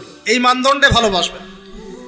যে ভালোবাসা বা যে আবেগ আল্লাহ এবং তার রাসূলের বিধানের অনুকূলে যায় না সেটা কি করবেন? দুটো বিষয়, পবিত্র ভালোবাসা, আল্লাহ কর্তৃক স্বীকৃত বৈধ ভালোবাসা, এটা একটা। আর একটা এর বিপরীত শক্তি শয়তান কর্তৃক স্বীকৃত ভালোবাসা। আমার কথাটা একটু গভীরভাবে বোঝেন। একটা হচ্ছে আল্লাহর পক্ষ থেকে স্বীকৃত বৈধ ভালোবাসা, এর বিপরীতে হচ্ছে একটা প্রবৃত্তিগত পাশবিক দাসত্ব শয়তান কর্তৃক স্বীকৃত। কথা বুঝতে পারছেন? আল্লাহ কর্তৃক স্বীকৃতের মধ্যে আমরা পিতা মাতাকে ভালোবাসব, বরং পিতা মাতাকে যে ভালোবাসবে না এবং তাদের খেদমত করে জান্নাত লাভ করতে পারবে না, এই সন্তানদেরকে নবী সাল্লাল্লাহু আলাইহি ওয়াসাল্লাম অভিশাপ দিয়েছেন। মায়ের সাথেই জান্নাত জড়িত আছে, পিতার সন্তুষ্টির সাথেই সন্তানের ফয়সালা জড়িত আছে। তো পিতা মাতাকে যে বৃদ্ধ অবস্থায় পেল, তাদের খেদমত করে জান্নাত লাভ করতে পারলো না, এদের জন্য ধ্বংস। নবী সাল্লাল্লাহু আলাইহি ওয়াসাল্লাম বলেছেন আমিন। আমরা এখন একটা সমস্যা দেখতে পারি, অনেক পিতা মাতা এসে অভিযোগ করে সন্তান খোঁজ খবর নেয় না, সন্তান ভালোবাসে না, সন্তান হক আদায় করে না। মনে রাখবেন, একজন পিতার একদিনের আত্মত্যাগ আর একজন মায়ের শুধু প্রসব বেদনা, এর হক সারা জীবন তাদের খেদমত করে আমরা শোধ করতে পারবো না। পিঠের চামড়া তুলে পাপোশ বানালেও মা বাবার ঋণ কখনো শোধ হবে না। হবে? কোন সন্তানরা এমন করছে? যেই সন্তানদেরকে পিতা মাতারা আল্লাহকে চেনায়নি, যেই সন্তানদেরকে পিতা মাতা রাসূলকে চেনায় নাই, কোরআনকে চেনায় নাই, হাদিসকে চেনায় নাই, এই বাচ্চারাই কিন্তু এই কাজগুলো করছে। অতএব এখানে পিতা মাতারও একটা দোষ আছে। সন্তান সন্ততিকে মানুষ করতে হতো আল্লাহ এবং তার রাসূলের আদর্শে মানুষ করতে হতো। যখন আমরা এই আদর্শে মানুষ না করে পশ্চিম আদর্শে মানুষ করেছি, আপনার সন্তান তো আপনার খোঁজ নিবে না, স্বাভাবিক। এখানে উভয় পক্ষেই সমস্যা আছে। আমরা রিকোয়েস্ট করবো পিতা মাতাদেরকে সন্ততিদেরকে মানুষ করেন নবী সাল্লাল্লাহু আলাইহি ওয়াসাল্লামের সুন্নাহ মোতাবেক। এবং আমাদের যে জেনারেশন আমরা আছি, যারা যুবক আছি, আমাদের উচিত হবে এটা মনে রাখা যে আমরাও একদিন পিতামাতা হব। আজকে আমরা যা করছি আমাদের পিতামাতার সাথে, কালকে আমাদের সন্তানরাও কিন্তু আমাদের সাথে এটাই করবে, মনে রাখবেন। অতএব পিতামাতার হক আদায় করুন, আল্লাহ এবং তার রাসূলের পরেই আপনার পিতামাতার হক। ওয়া ক্বাদা রাব্বুকা আল্লা তা'বুদু ইল্লা ইয়্যাহু ওয়া বিল ওয়ালিদাইনি ইহসানা ইম্মা ইয়াবলুগান্না ইনদাকা আল-কিবরা আহাদুহুমা আও কিলাহুমা ফালা তাকুল লাহুমা উফফিন ওয়া লা তানহারহুমা ওয়া কুল লাহুমা কাওলান কারীমা ওয়াহফিজ লাহুমা জানাহা আয-যুল্লি মিনার রাহমা ওয়া কুর রাব্বিরহামহুমা কামা রাব্বায়ানি সগীরা। এই দোয়াটা আমরা সবাই বেশি বেশি করব, আল্লাহ পাক তৌফিক দান করুন। এই ভালোবাসা বৈধ নয় কি? এটা বৈধ ভালোবাসা নয়? এই ভালোবাসলে আপনি নেকি পাবেন, আল্লাহ সন্তুষ্টি পাবেন ইনশাআল্লাহ। এবার আসেন সন্তানদেরকে ভালোবাসা, এটা বৈধ নয়? সন্তানদেরকে যদি এই উদ্দেশ্যে ভালোবাসি যে এই সন্তানরা বড় হয়ে আল্লাহর পথের দায়ী হবে, আলেম হবে, দ্বীনের খেদমত করবে, মানুষের কল্যাণ করবে, সুনাগরিক হবে, ভালো মানুষ হবে, এই সন্তান আমার জন্য সদকায়ে জারিয়ার মাধ্যম হবে না? হবে ইনশাআল্লাহ। এই সন্তানকে মানুষ করতে গিয়ে ভালোবাসা বৈধ, এর জন্য আপনি নেকি পাবেন ইনশাআল্লাহ তাআলা। বোনকে ভালোবাসেন না? বোনের ইজ্জত সম্মানের জন্য জীবন দিতে প্রস্তুত হন না? এটা ভালোবাসা বৈধ নয় কি? বৈধ। মেয়েকে ভালোবাসেন না? মেয়ের ভালোবাসার জন্যে মেয়ে একটা কিছু চেয়েছে, আপনার সামর্থ্য না থাকলেও বেতনের টাকা জমিয়ে হলেও তাকে দেন না? এটা ভালোবাসা বৈধ নয়? নবী সাল্লাল্লাহু আলাইহি ওয়াসাল্লাম তার মেয়ে ফাতিমা রাদিয়াল্লাহু আনহাকে ভালোবাসতেন না? কলিজার টুকরা ছিলেন না? তিনি তার স্ত্রীদেরকে ভালোবাসতেন না? স্ত্রীর সাথে, স্ত্রীর কোলে মাথা রেখে কোরআন তেলাওয়াত করতেন যখন স্ত্রী হায়েজ অবস্থায় আছে। স্ত্রীর সাথে দৌড় প্রতিযোগিতা করেছেন, স্ত্রীর সাথে চাঁদ দেখেছেন, যেখানে স্ত্রী কামড় দিয়েছে ওই গোষ্ঠের টুকরা সেখানে তিনি কামড় দিয়েছেন। নবী করিম সাল্লাল্লাহু আলাইহি ওয়াসাল্লাম স্ত্রীদেরকে ভালোবাসেন নাই? এটাও সুন্নাহ, এটার জন্য নেকি পাবেন। সন্তানদেরকে ভালোবাসলে নেকি পাবেন। কোরআনে এবং হাদিসে অনেক দলিল আছে, কিন্তু ওই যে নূহ আলাইহিস সালামের কথা মনে আছে? তার সন্তান যে কাফের অবস্থায় ডুবে মরল, মনে আছে? তারপরেও আল্লাহর কাছে দোয়া করছেন, আল্লাহ আমার পরিবারটাকে মাফ করে দাও।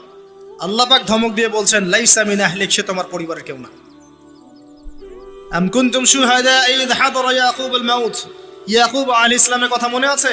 যখন তিনি মারা যাচ্ছেন, তিনি বলছেন সন্তানদেরকে ডেকে, মা তা'বুদুনা মিন বা'দি, আমার পরে কার ইবাদত করবে তোমরা? সন্তানকে ভালোবাসার নিদর্শন নয় এগুলা? লোকমান হাকিম তার সন্তানকে বোঝাচ্ছেন, ইয়া বুনাই লা তুশরিক বিল্লাহ, শিরিক করো না, শিরিক সবচেয়ে বড় জুলুম।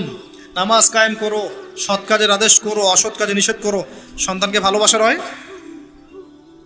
ইউসুফ আলাইহিস সালামের পিতা সন্তানকে ভালোবাসতেন না? আমরা তো সূরা ইউসুফকে মনে করি ইউসুফ জুলাইখার গল্প, তাই না? এটা ইউসুফ আর জুলাইখার প্রেম কাহিনী নয়। সূরা ইউসুফ তার পিতার সাথে তার ছেলের প্রেম কাহিনী। ভালো করে সূরা ইউসুফ বোঝেন। সূরা ইউসুফ পিতার সাথে সন্তানের মহব্বতের কাহিনী। ভালো করে পড়তে শেখেন আর বুঝতে শেখেন। যখন তিনি কাঁদতে কাঁদতে অন্ধ হয়ে গেছেন ছেলের জন্যে, ইয়াকুব আলাইহিস সালাম কাঁদতে কাঁদতে ছেলের জন্য অন্ধ হয়ে গেছেন, প্রায় চোখ নষ্ট হয়ে গেছে। ইউসুফ আলাইহিস সালাম তার একটা রুমাল বা কাপড়ের টুকরা পাঠালেন হাদিয়া, মনে আছে? মনে আছে? আসছে কাপড়, আর তার বাবা যোজন যোজন দূর থেকে বলছেন যে আমি ইউসুফের গন্ধ পাচ্ছি এখান থেকে। কি ভালোবাসা না? কোরআনে অনেক। মূসা আলাইহিস সালামের মা, আল্লাহ পাক বলেন মূসা আলাইহিস সালামকে ভাসিয়ে দিতে, বাচ্চা মূসা ভাষাতে, সিন্ধুকে ভাষাতে তার হৃদয়টা ব্যাকুল হয়ে যাচ্ছে। আল্লাহ পাক তার কলবটা শান্ত করলেন, ওয়াহি করলেন, ভাসিয়ে দাও। ওই বাচ্চাকে তুলে নিল ফেরাউনের স্ত্রী, সেখানে লালিত পালিত হতে থাকলো সন্তান। মূসা আলাইহিস সালামের বোন পিছু পিছু ধাওয়া করলো, তারপরে বলল, আমি কি এমন কারো খবর দিব যে এই বাচ্চাকে দুধ পান করাবে? পরে এই বাচ্চাকে তার মায়ের কাছে আল্লাহ পাক ফিরিয়ে দিলেন, দেখছেন? এবং যখন একটা কি জানি, ওয়ারাজআনাকা ইলা উম্মিক কাই তাকাররা আইনুহা ওয়ালা তাহজান, এটা আমি মূসা তোমাকে ফিরিয়ে দিয়েছিলাম তোমার মায়ের কাছে, যাতে তোমার মা তোমাকে পেয়ে তার চক্ষু শীতল করতে পারে। ভালোবাসা না? কোরআন হাদিস ঘাটতে থাকেন, দেখেন বৈধ ভালোবাসার কত নিদর্শন আছে, এবং এগুলো বৈধ, এগুলোতে আপনি নেকি পাবেন। বাবার প্রতি ভালোবাসা, সন্তানের প্রতি ভালোবাসা, আপনার স্ত্রী সন্তানের প্রতি ভালোবাসা, আপনার স্ত্রীর প্রতি, আপনার প্রতিবেশীর প্রতি, আত্মীয়তার হক রক্ষা করলে, আপনি দেশের খেদমত করলে, জাতিকে ভালোবাসলে আপনি নেকি পাবেন, কল্যাণে কাজ করলে নেকি পাবেন ইনশাআল্লাহ। এবার এর বিপরীতে শয়তান, শোনেন এই জায়গাটা একটু ভালো করে বোঝেন, এটা লাস্ট অংশ। এর বিপরীতে শয়তান চেয়েছে কি, যাতে করে আদম সন্তানদেরকে জাহান্নামে নিয়ে যেতে পারে। এই জন্য পবিত্র ডিভাইন বৈধ ভালোবাসার বিপরীতে সে কিছু প্রবৃত্তিগত চাওয়া দিয়েছে আপনাকে, প্রবৃত্তিগত আবেগ, কিছু অনুভূতি, কিছু পাশবিক দাসত্ব দিয়েছে। যদি আপনি এই অবৈধ পথে পা বাড়ান, তাহলে এই ভালোবাসাগুলোর বিনিময়ে কোনো নেকি তো হবেই না, বরং আপনার জাহান্নামের ফয়সালা হয়ে যাবে। নাউজুবিল্লাহ। শয়তান দুরকম, মানুষ শয়তান, জিন শয়তান। এর পাশাপাশি আছে শেষ জামানার সবচেয়ে বড় ফিতনা মসিহুদ দাজ্জাল এবং তার অনুসারীরা। সব কিছু মিলে তারা আপনার সামনে কয়েকটা টোপ দিয়ে দিয়েছে। এক নাম্বার, আপনাকে দিয়েছে দুনিয়ার প্রতি ভালোবাসা। এক নাম্বার, দুনিয়ার প্রতি ভালোবাসা। যে দুনিয়াকে ভালোবাসবে সে হালাক হয়ে যাবে। যার কলবের মধ্যে দুনিয়ার প্রতি আসক্তি আর ভালোবাসা আছে, সে কখনো 100% মন দিয়ে আল্লাহর ইবাদত করতে পারবে না। এক নাম্বার, বেঁচে থাকতে হবে কি থেকে? দুনিয়ার প্রতি আসক্তি, ভালোবাসা থেকে। এটা এক নাম্বার। দুই নাম্বার, অর্থ সম্পদ এগুলোর প্রতি ভালোবাসা, মোহ। আলহাকুমুত তাকাসুর হাত্তা যুরতুমুল মাকাবির কাল্লা সাউফা তা'লামুন সুম্মা কাল্লা সাউফা তা'লামুন। সূরাটা তো আমার চেয়ে আপনারা ভালো জানেন। শেষে কি আছে? সুম্মা লা তুসআলুন্না ইয়াউমাইযিন আনিন নাঈম। যে টাকা পয়সার প্রতি ভালোবাসা শয়তান ঢুকিয়েছে। আরো ঢুকিয়েছে শয়তান মাদকের প্রতি ভালোবাসা, মাদকের প্রতি আসক্তি, ভালো লাগে মাদক খেতে, একটা ভালোবাসা কাজ করে। ঢুকিয়েছে মিউজিকের প্রতি ভালোবাসা, হারাম মিউজিকের প্রতি ভালোবাসা, ভালো লাগে, মন নাকি শান্ত হয়। আর সবচেয়ে ডেঞ্জারাস যেটা ঢুকিয়েছে সেটা হচ্ছে এমন মেয়ের প্রতি আসক্তি, এমন নারীর প্রতি আসক্তি যে আসক্তিটা আল্লাহ পাক হালাল করেন নাই, অর্থাৎ গায়রে মাহরাম মেয়ের প্রতি আসক্তি। এটা এক নাম্বার, কারণ আল্লাহ পাক সূরা আলে ইমরানে বলেছেন যুয়্যিনা লিন-নাস হুব্বুশ শাহাওয়াতি মিনান নিসা। যে কয়টা বিষয়ের প্রতি মানুষের আসক্তি থাকে তার প্রথমটা হচ্ছে নিসা বা মহিলা, পরে অন্যান্য টাকা পয়সা, ধন দৌলত, সোনা চাঁদি এগুলো পড়ে। আর এটাকে শয়তান সবচেয়ে বড় অস্ত্র হিসাবে ইউজ করছে। মনে করে দেখেন, যত বড় বড় সম্প্রদায় ছিল এদের প্রধান প্রধান ফিতনাগুলো ছিল নারী কেন্দ্রিক। এমনকি নবীজি বলেছেন বনু ইসরাইলের মধ্যে প্রথম ফিতনা হয়েছে কি কেন্দ্রিক? নারী কেন্দ্রিক। আর আমি আমার উম্মতের মধ্যে নারীর চেয়ে বড় কোনো ভয়ঙ্কর ফিতনা ছেড়ে যাচ্ছি না। শয়তান এই কয়েকটা ফিতনা, আপনার দুনিয়ার আসক্তি, টাকা পয়সা, ভোগবিলাস, বাড়ি গাড়ি, ব্যাংক ব্যালেন্স, স্ট্যাটাস, ক্ষমতার ভালোবাসা, আপনার মাদকের ভালোবাসা, গান বাজনার প্রতি ভালোবাসা, অশ্লীলতা, বেহায়াপনা, জেনা আর হারাম রিলেশনশিপ, এগুলোর প্রতি শয়তান আসক্তি সৃষ্টি করেছে। এটা হচ্ছে ভালোবাসা নয়, এটা হচ্ছে পাশবিক প্রবৃত্তিগত একটা দাসত্ব। আমার কথা কি বোঝা যায়? ল্যাঙ্গুয়েজ একটু ডিফিকাল্ট মনে হয়। এটা কিন্তু বৈধ ভালোবাসা নয়, যে ভালোবাসলে আপনি নেকি পাচ্ছেন। দুনিয়ার প্রতি আসক্তি থাকলে নেকি পাবেন, পিতা মাতাকে ভালোবাসলে নেকি পাবেন। টাকা পয়সা, ব্যাংক ব্যালেন্স, বাড়ি গাড়ির প্রতি আসক্তি, মোহ থাকলে নেকি পাবেন, ফিতনায় পড়ে যাবেন। কিন্তু আপনি সন্তানকে ভালোবাসলে নেকি পাবেন। একটা হারাম মেয়েকে ভালোবাসলে নেকি পাবেন, আপনি স্ত্রীকে ভালোবাসলে নেকি পাবেন। স্ত্রীর মুখে ভাত তুলে দিলে নেকি পাবেন, স্ত্রীর মুখে খাবার তুলে দিলে নেকি পাবেন, তার দিকে তাকালে আপনি নেকি পাবেন, তাকে আদর করলে নেকি পাবেন, তার সাথে অন্তরঙ্গ সময় কাটালে আপনি নেকি পাবেন। আপনি মাদক, এই যে গান বাজনা, পর্নোগ্রাফি, মানে ক্ষমতার দাপট, এই বিষয়গুলোকে ভালোবাসলে নাকি পাবেন, নাকি মায়ের সেবা করলে নাকি পাবেন? বৈধ ভালোবাসা, অবৈধ আসক্তি। এখন এই অবৈধ আসক্তিগুলোর মধ্যে একটা হচ্ছে হারাম মেয়েদের প্রতি ভালোবাসা, যেটা এখন এই মুসলিম সমাজের মহামারী বলা যায়। অন্য পয়েন্টসগুলো আজকে আমি বলার সময় পাচ্ছি না, এগুলো নিয়ে অনেকদিন বলেওছি, ইনশাল্লাহ আগামীতে বলবো। দুনিয়া, মাদক, অন্যান্য বিষয়গুলো পরে টাচ করবো ইনশাল্লাহ। আজকে যে বিষয়টা নিয়ে কথা বলার বেশি দরকার, যেহেতু আগামীতে একটা সময় আসছে যখন এই বিষয়টাকে নিয়ে মানুষ বেশি পাপে লিপ্ত হবে, এই জন্য বলছি। এটা হচ্ছে হারাম ভালোবাসা। আল্লাহ পাক বৈধ করেননি। এমনকি কথা বলার সময় আল্লাহ পাক বলেছেন একজন গায়রে মাহরাম মেয়ে যেন পর্দার আড়াল থেকে কথা বলে, কিছু চাইতে হলে যেন পর্দার আড়াল থেকে চায় এবং গলার ভয়েসটা যেন কর্কশ হয়। আল্লাহর লিমিটেশনগুলো দেখেন আর বাস্তবতা দেখেন। আল্লাহ পাকের লিমিটেশন হচ্ছে এরকম যে একজন মেয়ে যে আমার স্ত্রী নয় তার সাথে আপনি ফোনে কথা বলতে পারবেন না, প্রেমালাপ করতে পারবেন না, আপনি তার দিকে কামনার দৃষ্টিতে তাকাতে পারবেন না, আপনি তাকে স্পর্শ করতে পারবেন না, তার সাথে নির্জনে কোথাও সময় কাটাতে পারবেন না। আল্লাহর বাইন্ডিংসগুলো দেখেন। একজন নারীর সাথে ফোনে কথা বললেই কিন্তু সেক্সুয়াল সম্পর্ক হয় না, হয়। একজন গায়রে মাহরাম মেয়ের সাথে যদি আপনি বসে কফি খান তাহলে কিন্তু যৌন সম্পর্ক স্থাপিত হয়নি, এখন হয়। তারপরেও আল্লাহ রাব্বুল আলামিন বলছেন ওয়ালা তাকরাবু জিনা, এটার নাম আল্লাহ দিয়েছেন জিনা, আর বলছেন করো না এমনটা নয়, বরং ধার কাছেও যেও না। মানে একটা সীমারেখা দেয়া আছে, একটা মাঠ, এর চারপাশে একটা বাউন্ডারি দেয়া আছে, বাউন্ডারি পর্যন্ত। আল্লাহ বলছেন মাঠে ঢুকো না এমনটা বলছেন না, আল্লাহ বলছেন মাঠের বাউন্ডারির কাছেও যেও না। কথা বুঝতে পারছেন? ফল খেও না, না ওয়ালা তাকরাবা হাদিহি শাজারা, এই গাছটার কাছেও যেও না। মিলাতে পারছি, আমি বুঝতে পারছি? আদম এবং হাওয়া আলাইহিস সালাম এই গাছের ফল খেও না এমন কথা ছিল না, কথা ছিল এই গাছের কাছেও যেও না। একই কথা আল্লাহ বলছেন জেনা করো না নয়, ওয়ালা তাকরাবু জিনা, জেনার কাছেও যেও না। এখন এটা হচ্ছে আল্লাহর নিষেধাজ্ঞার একটা বাইন্ডিংস, লস, একটা একটা পিলার, একটা বাউন্ডারি। আর আপনি বাস্তবতা দেখবেন ভিন্ন, যে গায়রে মাহরাম ছেলে মেয়ে এরা অ্যাডাল্ট, এদের যৌন চাহিদা আছে, সেক্সুয়াল চাহিদা আছে, একে অপরের সাথে কোনো মাহরামের সম্পর্ক নাই। এরা পড়াশোনার নামেই হোক, চাকরি বাকরির নামেই হোক, ভ্যালেন্টাইন্সের নামেই হোক, যে কোনো নামেই হোক, এরা একে অপরের সাথে মিলেমিশে একাকার। এরা কথা বলছে, কথা বলার পরে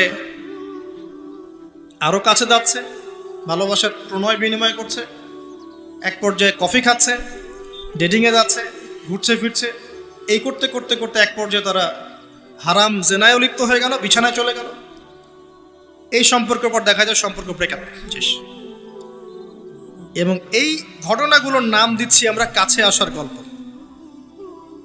কার কাছে? যার কাছে আল্লাহ যেতেও নিষেধ করেছেন, ওয়ালা তাকরাবু জিনা। আর আমরা বলছি না, কাছে আসারই তো গল্প। কাছে আসার গল্প হতে পারে মায়ের সাথে, মায়ের কাছে আসার গল্প হতে পারে, স্ত্রীর কাছে আসার গল্প হতে পারে, আমার সন্তানের কাছে আসার গল্প হতে পারে, দেশের কাছে আসার গল্প হতে পারে। কিন্তু হারাম জেনার কাছে আসার কোনো গল্প হতে পারে না। কি হতে পারে? জাহান্নামের উপন্যাস হতে পারে। কি হতে পারে?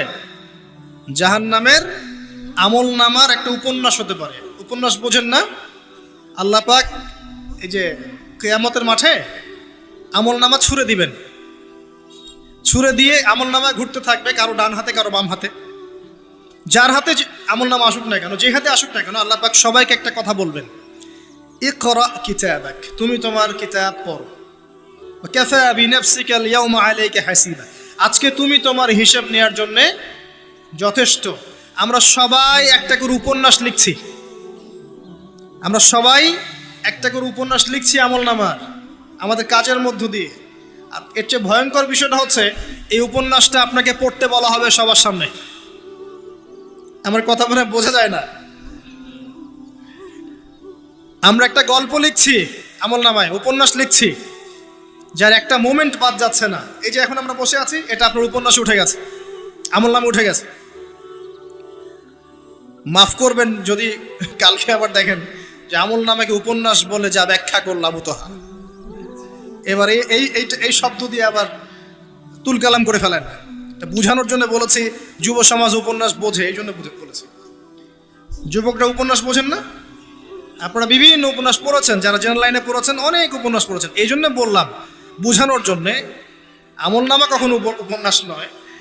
যে আপনি আর আমি একটা উপন্যাস লিখছি, নিজের গল্প নিজেই লিখছি, নিজের কাজের মধ্য দিয়ে নিজের উপন্যাস নিজেই লিখছি। এবং এটার মধ্যে সবচেয়ে ভয়ঙ্কর কথা হচ্ছে এইটা সবার সামনে আমাকে পড়ে শোনাতে হবে। আমরা কি পারবো? এই জেনা, এই মাদক, এই পর্নোগ্রাফি, হারাম, জুয়া, ক্যাসিনো, অন্যায়, অত্যাচার, বেনামাজি, দুর্নীতি, ঘুষ, সুদ, এইগুলোর সব কথা সবার সামনে পড়ে শোনাতে আমরা কি পারবো আদৌ? আমরা কি প্রস্তুত? পড়তে কিন্তু হবেই ভাই, সবাইকে পড়তে হবে। আলেম, জালেম, কাফের, মুশরিক, মুনাফিক সবাইকে পড়তে হবে। ইকরা কিতাবাক, এক বচনে এসেছে, মানে এক একজন মানুষকে আল্লাহ পাক বলছেন যে তুমি তোমার বই পড়ো, তোমার কিতাব পড়ে শোনাও। কাফা বিনাফসিকা আল-ইয়াওমা আলাইকা হাসিবা, আজকে তুমি তোমার হিসাব নেওয়ার জন্য যথেষ্ট। আল্লাহ পাক আমাদেরকে কথার গভীরতা বোঝার তৌফিক দান করুন। এই হারাম জিনিসগুলোর মধ্যে সবচেয়ে ডেঞ্জারাস এই ফ্রি মিক্সিং। ফ্রি মিক্সিং কি জিনিস? একজন বেগানা মেয়ে একজন বেগানা ছেলের সাথে মিক্স ঘুরবে। এখন আপনি কথাগুলো মনে হচ্ছে রূপকথার মতো মনে হবে, কারণ বাস্তবতার সাথে কোনো মিল নাই। বাস্তবতায় আপনি গিয়ে দেখবেন যে স্কুলে পড়ছে মাশাআল্লাহ গায়রে মাহরাম ছেলে মেয়ে, এবং নাম দিচ্ছে এরা friends, just only friends, friends only, বন্ধু, ক্লাসমেট। কিন্তু এর বয়স মাশাআল্লাহ 16, এর বয়সও 20, বা এর বয়সও 15, এর বয়স 18। উভয়ের যৌন চাহিদা হয়েছে বালেগ এবং বালেগা। এই বয়সে আসার আরো 5-6 বছর আগে সে বালেগা হয়ে গেছে, এবং তারা কিন্তু আলাদা আলাদা সেকশনে পড়ছে না। এমন যদি হতো মেয়েদের আলাদা স্কুল, মেয়ে টিচার, মেয়েরা পড়ছে, কোনো সমস্যা নেই, টোটালি বৈধ এবং সুন্দর, ভালো সিস্টেম। ছেলেদের আলাদা স্কুল কলেজ, ছেলেরা আলাদা পড়ছে, আলাদা, কোনো সমস্যা নেই। সমস্যা কোথায়? যখন এক ছাদের নিচে আমি সবাইকে বসিয়ে দিয়েছি এবং এরা একে অপরের সাথে মিক্স করছে। মিক্স, যেখানে আল্লাহ বলছেন কাছেও যেও না, এরা কথা বলছে, নোট টেক চেঞ্জ করছে, একে অপরের সাথে গ্রুপ স্টাডি করছে, কফি খাচ্ছে, দেখা সাক্ষাৎ করছে, ডেটিং করছে, একে অপরের সাথে যৌন মিলনও করছে, একে অপরের সাথে বসে পর্ন দেখছে, যৌন মিলন করছে, সেক্সুয়াল সম্পর্ক স্থাপন করেছে, এবং মানুষ বুঝাচ্ছে এদেরকে এই সম্পর্কটা বৈধ, ভালো সম্পর্কটা পবিত্র, পরে বিয়ে করে নিলেই হয়ে গেল। এই হচ্ছে এটা বাস্তবতা। বাস্তবতার সাথে ওয়ালা তাকরাবু জিনা আয়াতের কোনো মিল আছে? বাস্তবতা এক জায়গায়, কোরআন এক জায়গায়। এরপরে দাবি করছি আমরা মুসলিম, স্টিল আমরা দাবি করছি আমরা মুসলিম। এবং এই ফ্রি মিক্সিং এর ফলে শত শত যুবক যুবতীর ইজ্জত চলে গেছে। শত শত না, সংখ্যাটা সহস্র লক্ষ হবে, আরো বেশি হতে পারে, আল্লাহু আলাম। এগুলো তো প্রকাশ্য, গোপনে যে কত কি হচ্ছে আপনি তো জানেন না। যে সন্তান, যে মেয়েটাকে আপনি ছোট মনে করছেন, অলরেডি যে সে কতগুলো ছেলেকে এভাবে ছেলে বদল করতে করতে করতে করতে করতে করতে এই জায়গায় আসছে আপনি জানেনই না। যে ছেলেটাকে আপনি ছোট্ট মনে করছেন, এ যে কতগুলো গার্লফ্রেন্ড চেঞ্জ করতে করতে এই জায়গায় আসছে আপনি জানেন না। এবং এগুলোকে সে মনে করছে পবিত্র সম্পর্ক, কোনো সমস্যা নাই। কোনো কোনো ক্ষেত্রে দেখা যায় হিন্দু মুসলিম তারাও প্রেম করছে, বন্ধু বান্ধব, এবং তার কনসেপ্টটা হচ্ছে এমন যে সমস্যা নাই, পরে বিয়ে করে নিব, এটা চলছে। এবং এদেরকে আমরা উস্কে দিব এভাবে যে 14 ফেব্রুয়ারিতে তোমরা অবাধে মেলামেশা করতে পারো, কোনো সমস্যা নেই, বরং এটা হচ্ছে তোমাদের মত প্রকাশের স্বাধীনতা। এবং আমরা এটাও বুঝাবো ওদেরকে যে যারা এগুলোর বিরুদ্ধে বলবে তারা মৌলবাদী, তারা সমাজের উন্নতি, অগ্রগতি, প্রগতি চাচ্ছে না। তারা চাচ্ছে না তোমরা এগিয়ে যাও, বরং তারা তোমাদেরকে পিছিয়ে দিতে যাচ্ছে। কোথায় এগিয়ে নিচ্ছি আমরা এদেরকে? আমি জানি কোথায় নিচ্ছেন, এক্স্যাক্টলি বলতে পারবো কোথায় নিচ্ছেন। ইলাল নার, জাহান্নামের দিকে, জাহান্নামের দিকে এগিয়ে নিচ্ছেন, আর কোনো দিকে নয়। আসেন, এই মিক্সিংটা এখানে শেষ হলো না। এরপরে যখন সে কলেজ লাইফে গেল, সেখানেও দেখবেন সেম দৃশ্য, একই অবস্থা। দেখা যায় কলেজে মাঝে মাঝে আন্দোলন হয় না?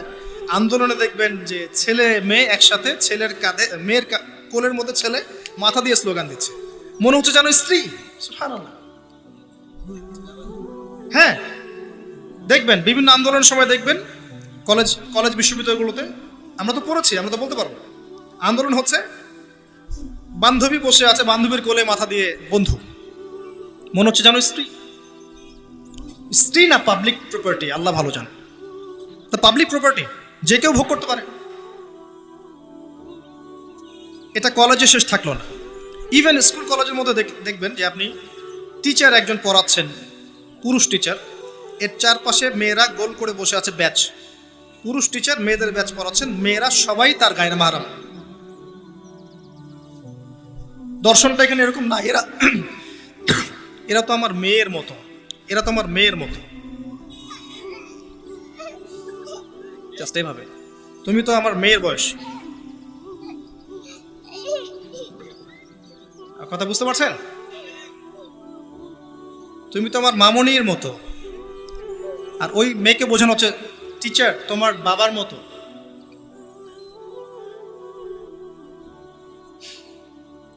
একটা পুরুষ টিচার, চারপাশে মহিলা, মেয়েরা বসে আছে, সবাই অ্যাডাল্ট, সবার সাথে তার বিয়ে জায়েজ, সবার সাথে তার বিয়ে শরীয়ত সম্মতভাবে জায়েজ। তারপরে একটা ফিলোসফি দর্শন ঢুকিয়ে দিয়ে তুমি তোমার মেয়ের মতো। অহরহ মেয়েদের ইজ্জত হারাচ্ছে, অহরহ। আপনারা সেকুলার পত্রিকাগুলো এবং মিডিয়াগুলো ঘাঁটতে থাকেন, দেখেন কি পরিমাণে ছাত্রীদেরকে টিজিংটা বেড়েছে, কি পরিমাণে বেড়েছে। এমন অনেক ছাত্রী আছে, আমি বিভিন্ন রাষ্ট্রের নিউজ দেখি যে টিচাররা, একটা স্কুলের টিচাররা মিলে প্রাইমারি স্কুল থেকে শুরু করে হাই স্কুল পর্যন্ত অসংখ্য ছাত্রীকে রেপ করেছে, ভিডিও ধারণ করেছে। এখানে মহিলা টিচাররা ইনভলভ ছিলেন, এমন নিউজ এসেছে। এবং অ্যাসিড দিয়ে মুখ ঝলসে দেওয়ার ভয় দেখিয়ে কাজ করা হয়েছে দীর্ঘদিন ধরে। ভয়ে মেয়েরা কিছু বলতে পারে নাই। আবার সেদিন একটা রেপিস্টের ক্রাইম দেখলাম, র্যাব ধরেছে। র্যাবের অফিসার যিনি ব্রিফ করছেন তিনিও অবাক, যে আমরা অবাক হয়ে গেছি এর ঘটনা দেখে। সে রেপিস্ট কিন্তু মুসলিম না, ভাগ্যিস সে অন্য ধর্মের না। যদি মুসলিম হতো তাহলে এটা নিয়ে আবার প্রচারণা শুরু হয়ে যেত। আমি তার ধর্মের নাম বলবো না, আমি জানি তার ধর্ম এটা শিক্ষা দেয় না। যেভাবে ইসলাম এটা শিক্ষা দেয় না, অন্য ধর্ম এটা শিক্ষা দেয় না। সে কি করেছে, রেপ করার পরে মেয়ে যেন গর্ভবতী না হয়, সে সেভাবে তার শারীরিক একটা মানে মেডিকেল ট্রিটমেন্ট করিয়েছে। আমি জানি না, আসলে আমি এইসব বিষয়ে খুব একটা ভালো জানি না। এমন এমন এমন কিছু পদ্ধতি এখন নাকি বের হয়েছে যে যৌন সম্পর্ক স্থাপন করলেও কনসেপ্ট করবে না, ছেলে তার মধ্যে সেটা করিয়েছে, যাতে সে গণহারে রেপ করতে পারে একটার পর একটা, একটার পর একটা, কেউ প্রেগনেন্ট না হয়। র্যাবের অফিসার ব্রিফ করছেন, দেখেন ভিডিও, ফ্রি মিক্সিং। যেখানে যাবেন, কলেজে আপনি যাবেন, আবার দেখবেন কখনো কখনো যে ছেলেদের ব্যাচ পড়াচ্ছে মহিলা টিচার, ছেলেদের ব্যাচ মহিলা টিচার। তুমি তো আমার ছেলের মতো, আর তাকে শেখানো হচ্ছে যে সে তো তার মায়ের মতো। আবার আমাদের ঢাকা শহর অত্যাধুনিক যে প্রতিষ্ঠানগুলো আছে সেখানে গিয়ে দেখবেন যে ফর্মাল ড্রেসে মিস ক্লাস নিচ্ছে, formal dress, shirt pant tie. আবার বিভিন্ন জায়গায় গিয়ে দেখবেন মহিলারা এভাবে শার্ট প্যান্ট গেঞ্জি জিন্স পরে ঘুরে বেড়াচ্ছে, শপিং মলসে, এয়ারপোর্টে, ওইখানে এইখানে সব জায়গায় চারপাশে। এটা তো ফ্রি মিক্সিংয়ের সাথে আরেকটা পাপ হলো কি, নবী সাল্লাল্লাহু আলাইহি ওয়াসাল্লাম বলেছিলেন যে শেষ জামানে এক শ্রেণী মেয়ে বের হবে যারা কাপড় পরেও নগ্ন থাকবে। এরা সেই ক্যাটাগরি যাদের ব্যাপারে আল্লাহ রাসূল বলেছেন তারা জান্নাতে যাবেও না, জান্নাতের গন্ধও পাবে না। শুধু ফ্রি মিক্সিংটাই সমস্যা না, এবং এটা শুধু স্কুল এবং কলেজে সীমাবদ্ধ নেই, চাকরির ক্ষেত্রেও দেখবেন সেম। অফিসের বসের হাতে অনেক মেয়ে নির্যাতিত হয়েছে, বেতন বেশি দেওয়ার কথা বলে, প্রমোশন দেওয়ার কথা বলে। আর মেয়েরা তো একটু অবলা জাতি হয়, একটু অবলা হয়, তাদের একটু মায়া মহব্বত বেশি থাকে, ইমোশনটা বেশি থাকে, তারা খুব বেশি কনভিন্স হয়ে যেতে পারে। ভালো স্বপ্ন দেখিয়ে, রঙিন রঙিন স্বপ্ন দেখিয়ে তাদের কত মানুষ ইজ্জত নষ্ট করে ফেলেছে আল্লাহ ভালো জানেন। এরপরেও দেখবেন, এই সমস্যার পরেও দেখবেন তার উপরে আবার আছে পর্নোগ্রাফি। মানে মানুষ রাতের বেলা শুয়ে শুয়ে নগ্ন মুভিজ দেখছে আর দেখছে, দেখছে আর দেখছে। এটাকে উপরের লেভেল থেকে বন্ধ করার কোনো প্রয়াস নেওয়া হয়নি এখন পর্যন্ত। এমন অনেক কান্ট্রি আছে এই বিশ্বের মধ্যে যারা কিন্তু ইন্টারনেট সেকশনটাকে নিয়ন্ত্রণ করে। সব সাইট আমার দেশে চলতে পারবে না। ইভেন আমরা যে হারে ফেসবুক চালাই, চাইনিজরা কিন্তু এভাবে চালায় না। ওদের সামাজিক যোগাযোগ আলাদা মাধ্যম আছে, জানেন, সব জায়গায় একটা রেস্ট্রিক্টেড ব্যবস্থা আছে। পর্নোগ্রাফি যেগুলো দিয়ে ব্লু ফিল্মস দেখানো হয় সারা দেশের মানুষকে, একটা জাতির মানুষকে, এটা তো অ্যাটলিস্ট বন্ধ করা যেত। আর এটা বন্ধ করাটা তো নিঃসন্দেহে কোনো মৌলবাদী কাজ নয়, সন্ত্রাসী কাজ নয়, জঙ্গিবাদী কাজ নয়, তাই কি? এটা যখন আপনি দেখছেন সারাদিন ধরে, সারা রাত ধরে, এই ছেলেপেলেটা ম্যাক্সিমামই আসক্ত এগুলোতে। ইভেন এখন মেয়েরাও এগুলো দেখে। আপনি সেকুলার মিডিয়াগুলো রিপোর্টগুলো দেখেন, তারাই বলছে এগুলো। স্কুলে গিয়ে মেয়েদের ইন্টারভিউ নিচ্ছে, তোমরা কি এটা দেখো? মেয়েরা বলছে যে হ্যাঁ আমরাও দেখি, আমরাও কথাবার্তা বলি যে নতুন একটা আইটেম আসছে, আয় এটা দেখ, এভাবে তারা কথা বলছে ক্লাসের মধ্যে। তো যখন ছেলে মেয়েরা এগুলো অবাধে দেখবে, যুবক যুবতী কিশোর কিশোরীরা, এরপরে আবার ফ্রি মিক্সিং, তার উপরে আবার বেহায়াপনা, নগ্নতা, পোশাক আশাকের পর্দার বালাই নাই, তখন আপনি চিন্তা করেন সমাজটা কি হইতে পারে। আবার এগুলোকে আমরা দিবসের মধ্য দিয়ে উৎসাহিত করছি কাছে আসার গল্প, আসো আরো জেনা করো। কোথায় ইসলাম আর কোথায় কোরআন আর কোথায় সেই পর্দার, কোথায় কি? আর ওই যে দেখেন একটা মেয়ে মুস্কান, ও তার নেকাব খুলবে না, 200-300 কুকুরের সামনে বলছে আল্লাহু আকবার। তো জান্নাত আসলে কাদের জন্য? এই অবস্থায় যদি আমরা কেউ খাস পর্দা করছি, এখন যারা আবার খাস পর্দা করছি তাদেরকে আবার বাঁকা চোখে তাকানো হচ্ছে, আবার কাউন্টার। এমনি তো চলছে এগুলো, আর উপর আবার কাউন্টার। একটা জায়গা বাকি রাখছে না শয়তান আপনাকে ফিতনায় ফেলার জন্য। এই অবস্থায় কেউ যদি পর্দা করতে যায়, ওকে আবার বাঁকা চোখে তাকানো হচ্ছে। এ তো ভালো সুবিধার মনে হচ্ছে না। তোমার বোরখার নিচে কি বোমটম আছে নাকি? সাইকোলজিক্যাল আক্রমণ। বোরখা পরে যাচ্ছে স্কুল কলেজে, টিচাররা কেমন করছে, তার সাথে কেমন যেন আচরণ করছে। এটা কেন করছে? মুখটা খোলো, নাহলে পরীক্ষা দিতে দেবো না। এগুলো চলছে। এরপরেও আরও আছে বিভিন্ন beauty contest, media, movies, cinema, এইসবের মধ্য দিয়ে ঘরে ঘরে ঢুকিয়ে দিয়েছি যে এই ফ্রি মিক্সিং, বেহায়াপনা, নগ্নতা, এটাই প্রগতি, এটাই উন্নতি, এটা অগ্রগতি।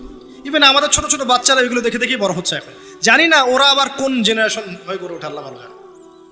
এর উপরে এসেছে সেলফি এবং ছবি ভিডিওর একটা বুদ্ধি প্রতিবন্ধী জেনারেশন। একটু হলেই সেলফিস, ফেসবুকে আপলোড, আবার টিকটক, আবার ইউটিউবিং, আবার নিজে নিজেই হাসে, নিজে নিজে ছবি তোলে। আর অনলাইনটা অ্যাভেলেবল হয়ে গিয়ে সবার হাতে হাতে স্মার্টফোন যখন গিয়েছে, তখন এগুলো আপলোডিংটা খুব বেশি হচ্ছে। আপলোডিং আগে ঘটনা ঘটতো, সবাই জানতে পারতো না, এখন ঘটলে সারা দুনিয়ার মানুষ এক মুহূর্তে জেনে ফেলবে। তখন একটা খারাপ ভিডিও সবার হাতে হাতে, ঘরে ঘরে। এবার এই হারাম ভালোবাসা, এটা ভালোবাসা বলার অপরাধ হবে, এই হারাম প্রবৃত্তির এই নগ্ন দাসত্ব, এই দাসত্বটাকে ভালোবাসার নাম দিয়ে আল্লাহর নাজিলকৃত পবিত্র ভালোবাসাকে চ্যালেঞ্জ করা হয়েছে। এবং বিভিন্ন মানুষ, সমাজের বিভিন্ন শ্রেণীর মানুষকে এই হারামের দিকে ধাবিত করা হয়েছে, যাতে সবাই জান্নাতের কাছে না, বরং জাহান্নামের কাছে আসতে পারে। এই হলো অবস্থা। এখন এই অবস্থায় আল্লাহ রাব্বুল আলামিন মুমিনদের জন্য সলিউশন দিয়েছেন সূরা নূরের মধ্যে। কুল লিল মুমিনিন ইয়াগুদ্দুনা মিন আবসারিহিম ওয়া ইয়াহফাযু ফুরুজাহুম। এটা পড়ে আছে আপনার কোরআনে। মুমিন পুরুষদেরকে আপনি বলুন, হে নবী, তারা যেন চক্ষু নিচু রাখে এবং তাদের লজ্জাস্থানের হেফাজত করে। মুমিন নারীদেরকে আপনি বলুন যেন তারা তাদের লজ্জাস্থানের হেফাজত করে, চোখ নিচে রাখে, এবং তারা এই মানুষদের ছাড়া অন্য কারোর সামনে যেন না যায়, এবং জিনাত, হিজাব তারা যেন অবলম্বন করে। এটা আল্লাহর আদেশ। Only Quran or only hadith and only Islam can solve this problem. কোরআন, সুন্নাহ এবং ইসলাম ছাড়া কেউ এই সমস্যা সলভ করতে পারবে না। এখানকার সলিউশন এগুলা। প্রথমত তারবিয়াত দিতে হবে ছোট থেকেই, তার উপরে নিয়মিত ইমানের চর্চায় রাখতে হবে, তার উপরে ছেলে মেয়েদেরকে পর্দা বোঝাতে হবে, ছোট থেকেই মেয়েদেরকে পর্দায় রাখতে হবে। তারপরেও যদি বড় হয়ে এদের মধ্যে খারাপ চিন্তা আসে, চোখ নিচু করতে হবে। যেগুলো অশ্লীল সেগুলোর ধার কাছে যাওয়া যাবে না। দ্রুত এদের বিয়ের ব্যবস্থা করতে হবে যাতে ওরা পবিত্র লাইফ লিড করতে পারে। তারপরে দেখবেন আস্তে আস্তে কিছুটা হলেও, 100% না হলেও কিছুটা হলেও আপনি ফিতনা থেকে দূরে রাখতে পারবেন। আর যত বেশি এই ভোগবাদী, বস্তুবাদী, এই পশ্চিমাদের ধাঁচে আপনি সন্তানকে গড়ে তুলবেন, কাছে আসার নাম দিয়ে জেনা করাবেন, ফ্রি মিক্সিংয়ে নেবেন, পর্নোগ্রাফিকে অবাধ লাইসেন্স দিয়ে দিবেন, মাদকাসক্ত ওই যুব সমাজকে ফেরানোর কোনো পথ পদ্ধতি অবলম্বন করবেন না, হিজাবের প্রতিবন্ধকতা করবেন, তত বেশি সমাজ আস্তে আস্তে আস্তে আস্তে অধঃপতন অতুল তলে যেতে থাকবে। এবং এরপর কি হবে সেটাও বলে দিচ্ছি, এটাও হাদিস থেকেই বলছি। সেটা হচ্ছে এরপরে বাড়বে সমকামিতা। কি বাড়বে? অশ্লীলতা সয়লাভ হতে হতে হতে হতে এমন একটা পর্যায়ে যাবে, বেশিরভাগ মানুষই যাবে আল্লাহর বান্দারা বাদ দিয়ে, যখন দেখবেন মেয়েদের প্রতি আসক্তি কমে যাবে ছেলেদের একটা পর্যায়ে গিয়ে, এবং ছেলে ছেলের সাথে জেনা করা শুরু করবে, যেটা শুরু হয়ে গেছে বিগত 20-30-40 বছর থেকে দেশেও, এবং সমকামীদের সংগঠন পর্যন্ত আছে দেশে। এটাও রিপোর্ট, আপনি সেকুলার মিডিয়া ঘেটে দেখেন, বছরের একদিন তারা আবার একত্রিত হয় একটা হোটেলে, সেখানে ওদের মতো করে ওরা এনজয় করে। কওমে লূত, নবী সাল্লাল্লাহু আলাইহি ওয়াসাল্লাম বলেছিলেন, আমি ভয় পাই আমার উম্মতের মধ্যে কয়েকটা জিনিস, একটা হচ্ছে গোপন শিরক, একটা হচ্ছে আমার উম্মত মূর্তি পূজা করবে, আরেকটা হচ্ছে আমার উম্মতের মধ্যে সমকামিতা ছড়িয়ে পড়বে। আর এই সমকামীদেরকে আল্লাহ পাক জমিনটা তুলে আকাশে পাথর বর্ষণ করে আবার দাবিয়ে দিয়েছিলেন। কওমে লূত এই জর্ডানের ডেড সি, মৃত সাগরের পাশে এরা থাকতো। সেই সম্প্রদায়ের কাছে আল্লাহ পাক লূত আলাইহিস সালামকে পাঠিয়েছিলেন। এত বড় মনের নবী ছিলেন তিনি, সম্প্রদায়ের মানুষকে পাপ থেকে বাঁচানোর জন্য বলছেন যে হ্যাঁ উলাই বানাতি ইন কুনতুম ফাইলিন, তোমাদের যদি প্রবৃত্তির চাহিদা থেকে থাকে আমার মেয়েদের মধ্য থেকে বিয়ে করে নাও, তাও ভালো থাকো।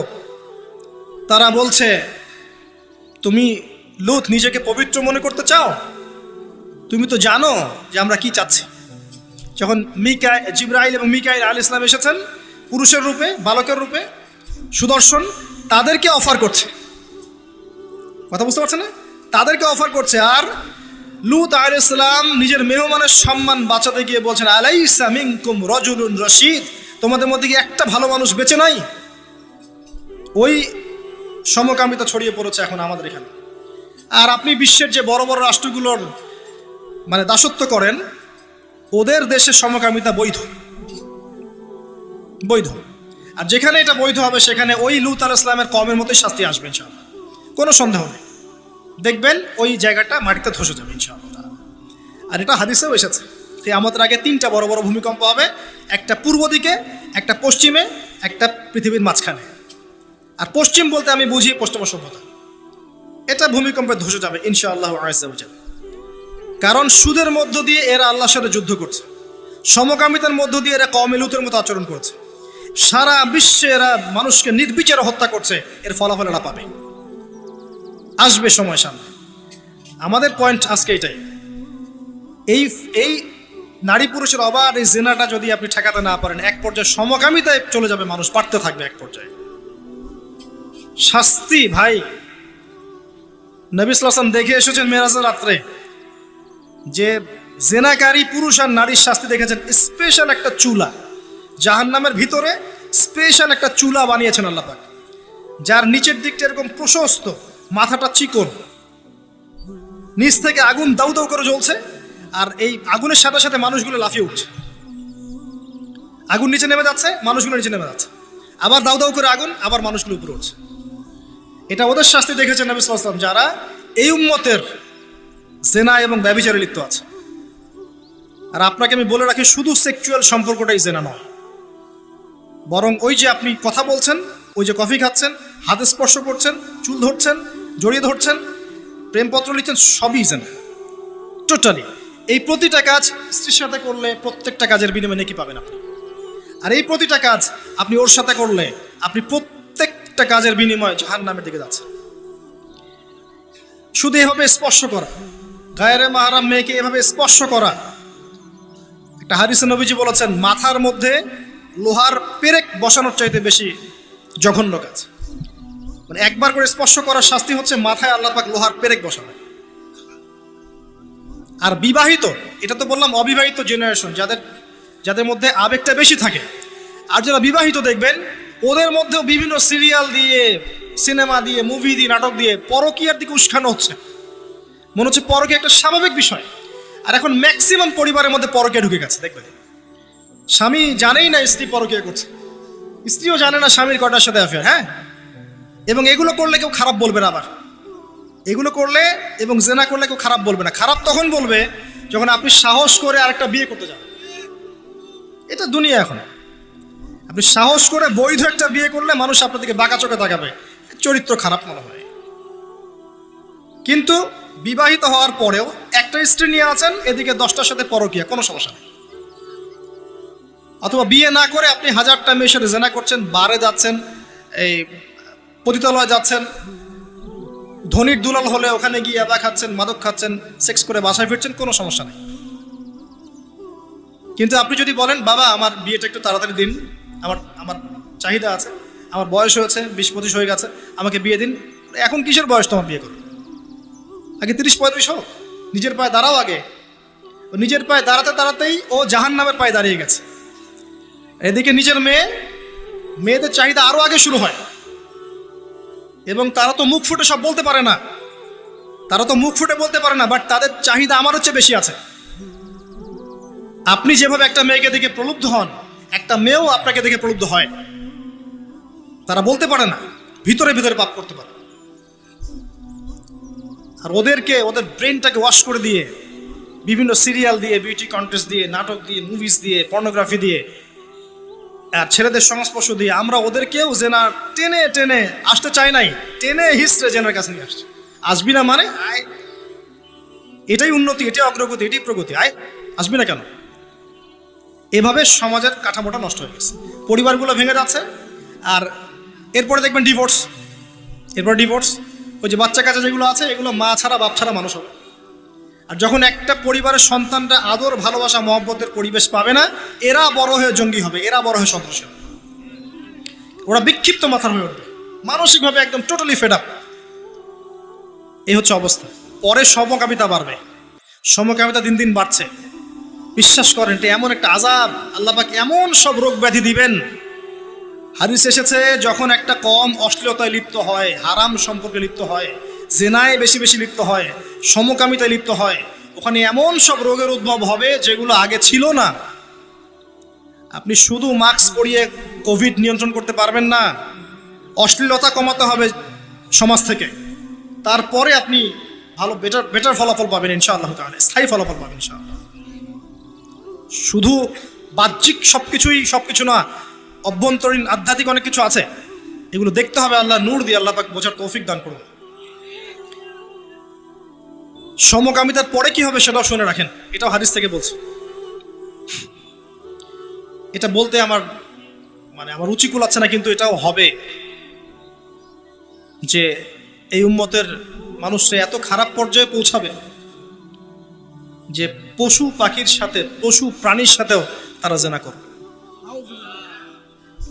এবং এর আগে একটা ধাপ আমি ভুলে গেছি। সমকামিতার আগে একটা ধাপ আছে, যখন মেয়েদেরকে এভাবে উন্মুক্ত করে দিবেন, মেয়েদের প্রতি আকর্ষণ কমার পরে বাচ্চাদের প্রতি আকর্ষণ আসবে। বাচ্চাদের প্রতি। এটা এমন একটা যুগে বাস করছি আমরা যে যারা মেয়ের বাবা আমাদের ভয় লাগে কার কোলে বাচ্চাকে তুলে দিচ্ছে। এত বিশাল পরিমাণে বাচ্চাদেরকে এখন ধর্ষণ করা হয়, আপনি কল্পনা করতে পারবেন না। স্কুলে, ইভেন অনেক ক্ষেত্রে মাদ্রাসাতে হয়েছে, অনেক ক্ষেত্রে মাদ্রাসায় ঘটনা ঘটেছে, বাচ্চাদেরকে ধর্ষণ করা হয়েছে।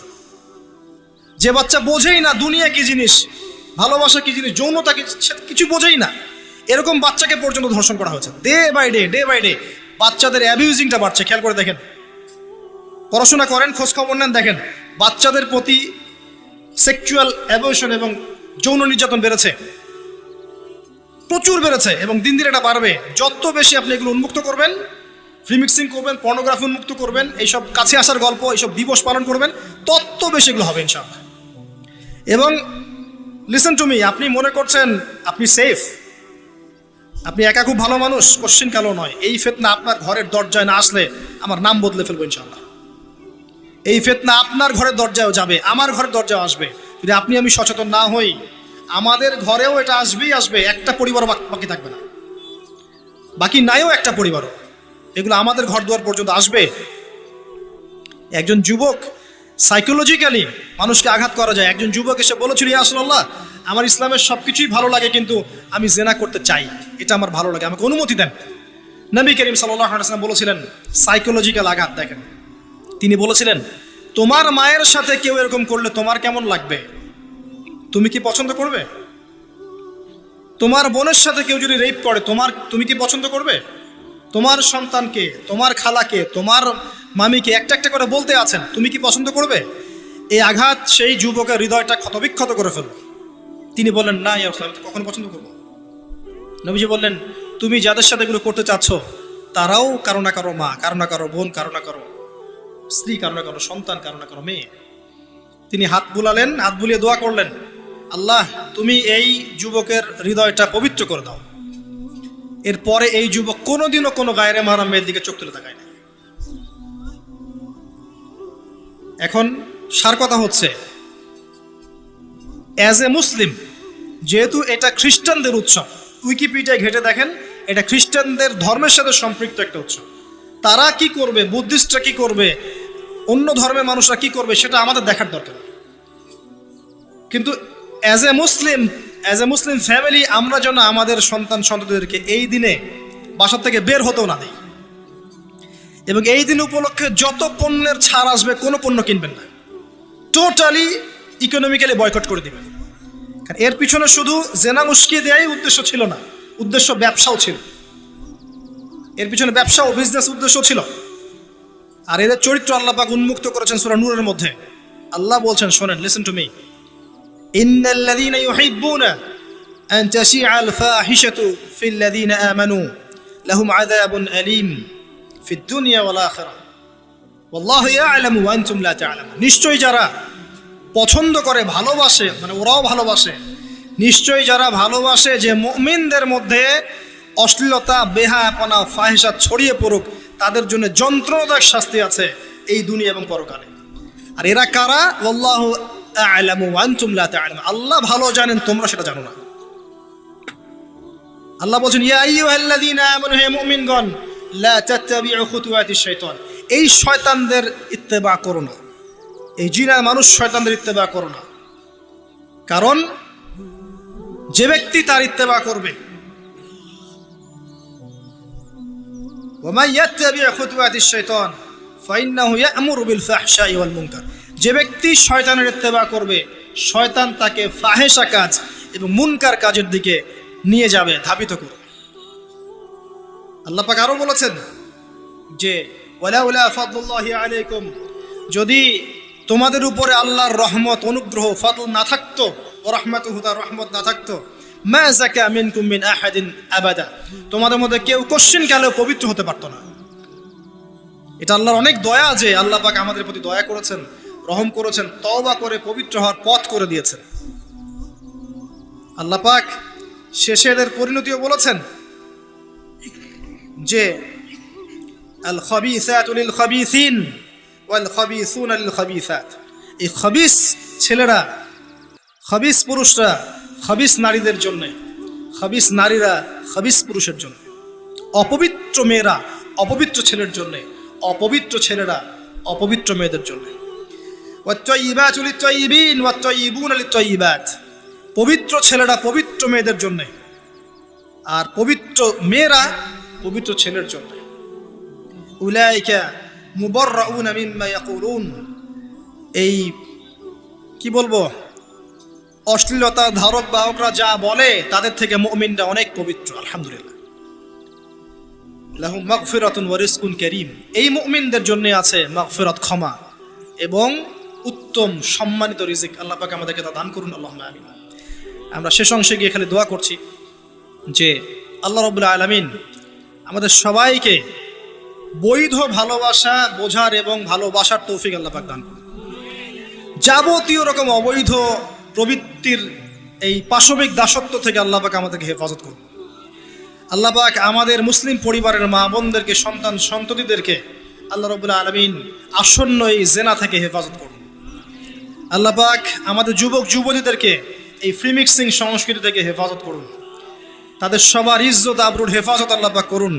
প্রত্যেক পরিবারের কর্তা থেকে বোঝার তৌফিক দান করুন আল্লাহ পাক যে এগুলোর মধ্য দিয়ে আমাদের সন্তান নষ্ট হয়ে যাচ্ছে। আল্লাহ রাব্বুল আলামিন আসন্ন এই জেনার দিবসের মধ্যে আমাদের সন্তানরা যেন মাদকে লিপ্ত না হয়, জেনায় লিপ্ত না হয়, ফ্রিমিক্সিংয়ে লিপ্ত না হয়, বেহায়াপারে লিপ্ত না হয়। আল্লাহ পাক আমাদের পরিবারগুলোকে পবিত্র রাখুন, কবুল করুন, আল্লাহুম্মা আমিন। আল্লাহ রাব্বুল আলামিন আমাদের মধ্যে যারা অসুস্থ আছেন সবাইকে আল্লাহ পাক শিফায়ে কামেলা দান করুন। যারা মারা গেছেন আল্লাহ পাক সবাইকে ক্ষমা করে দিন, আল্লাহুম্মা।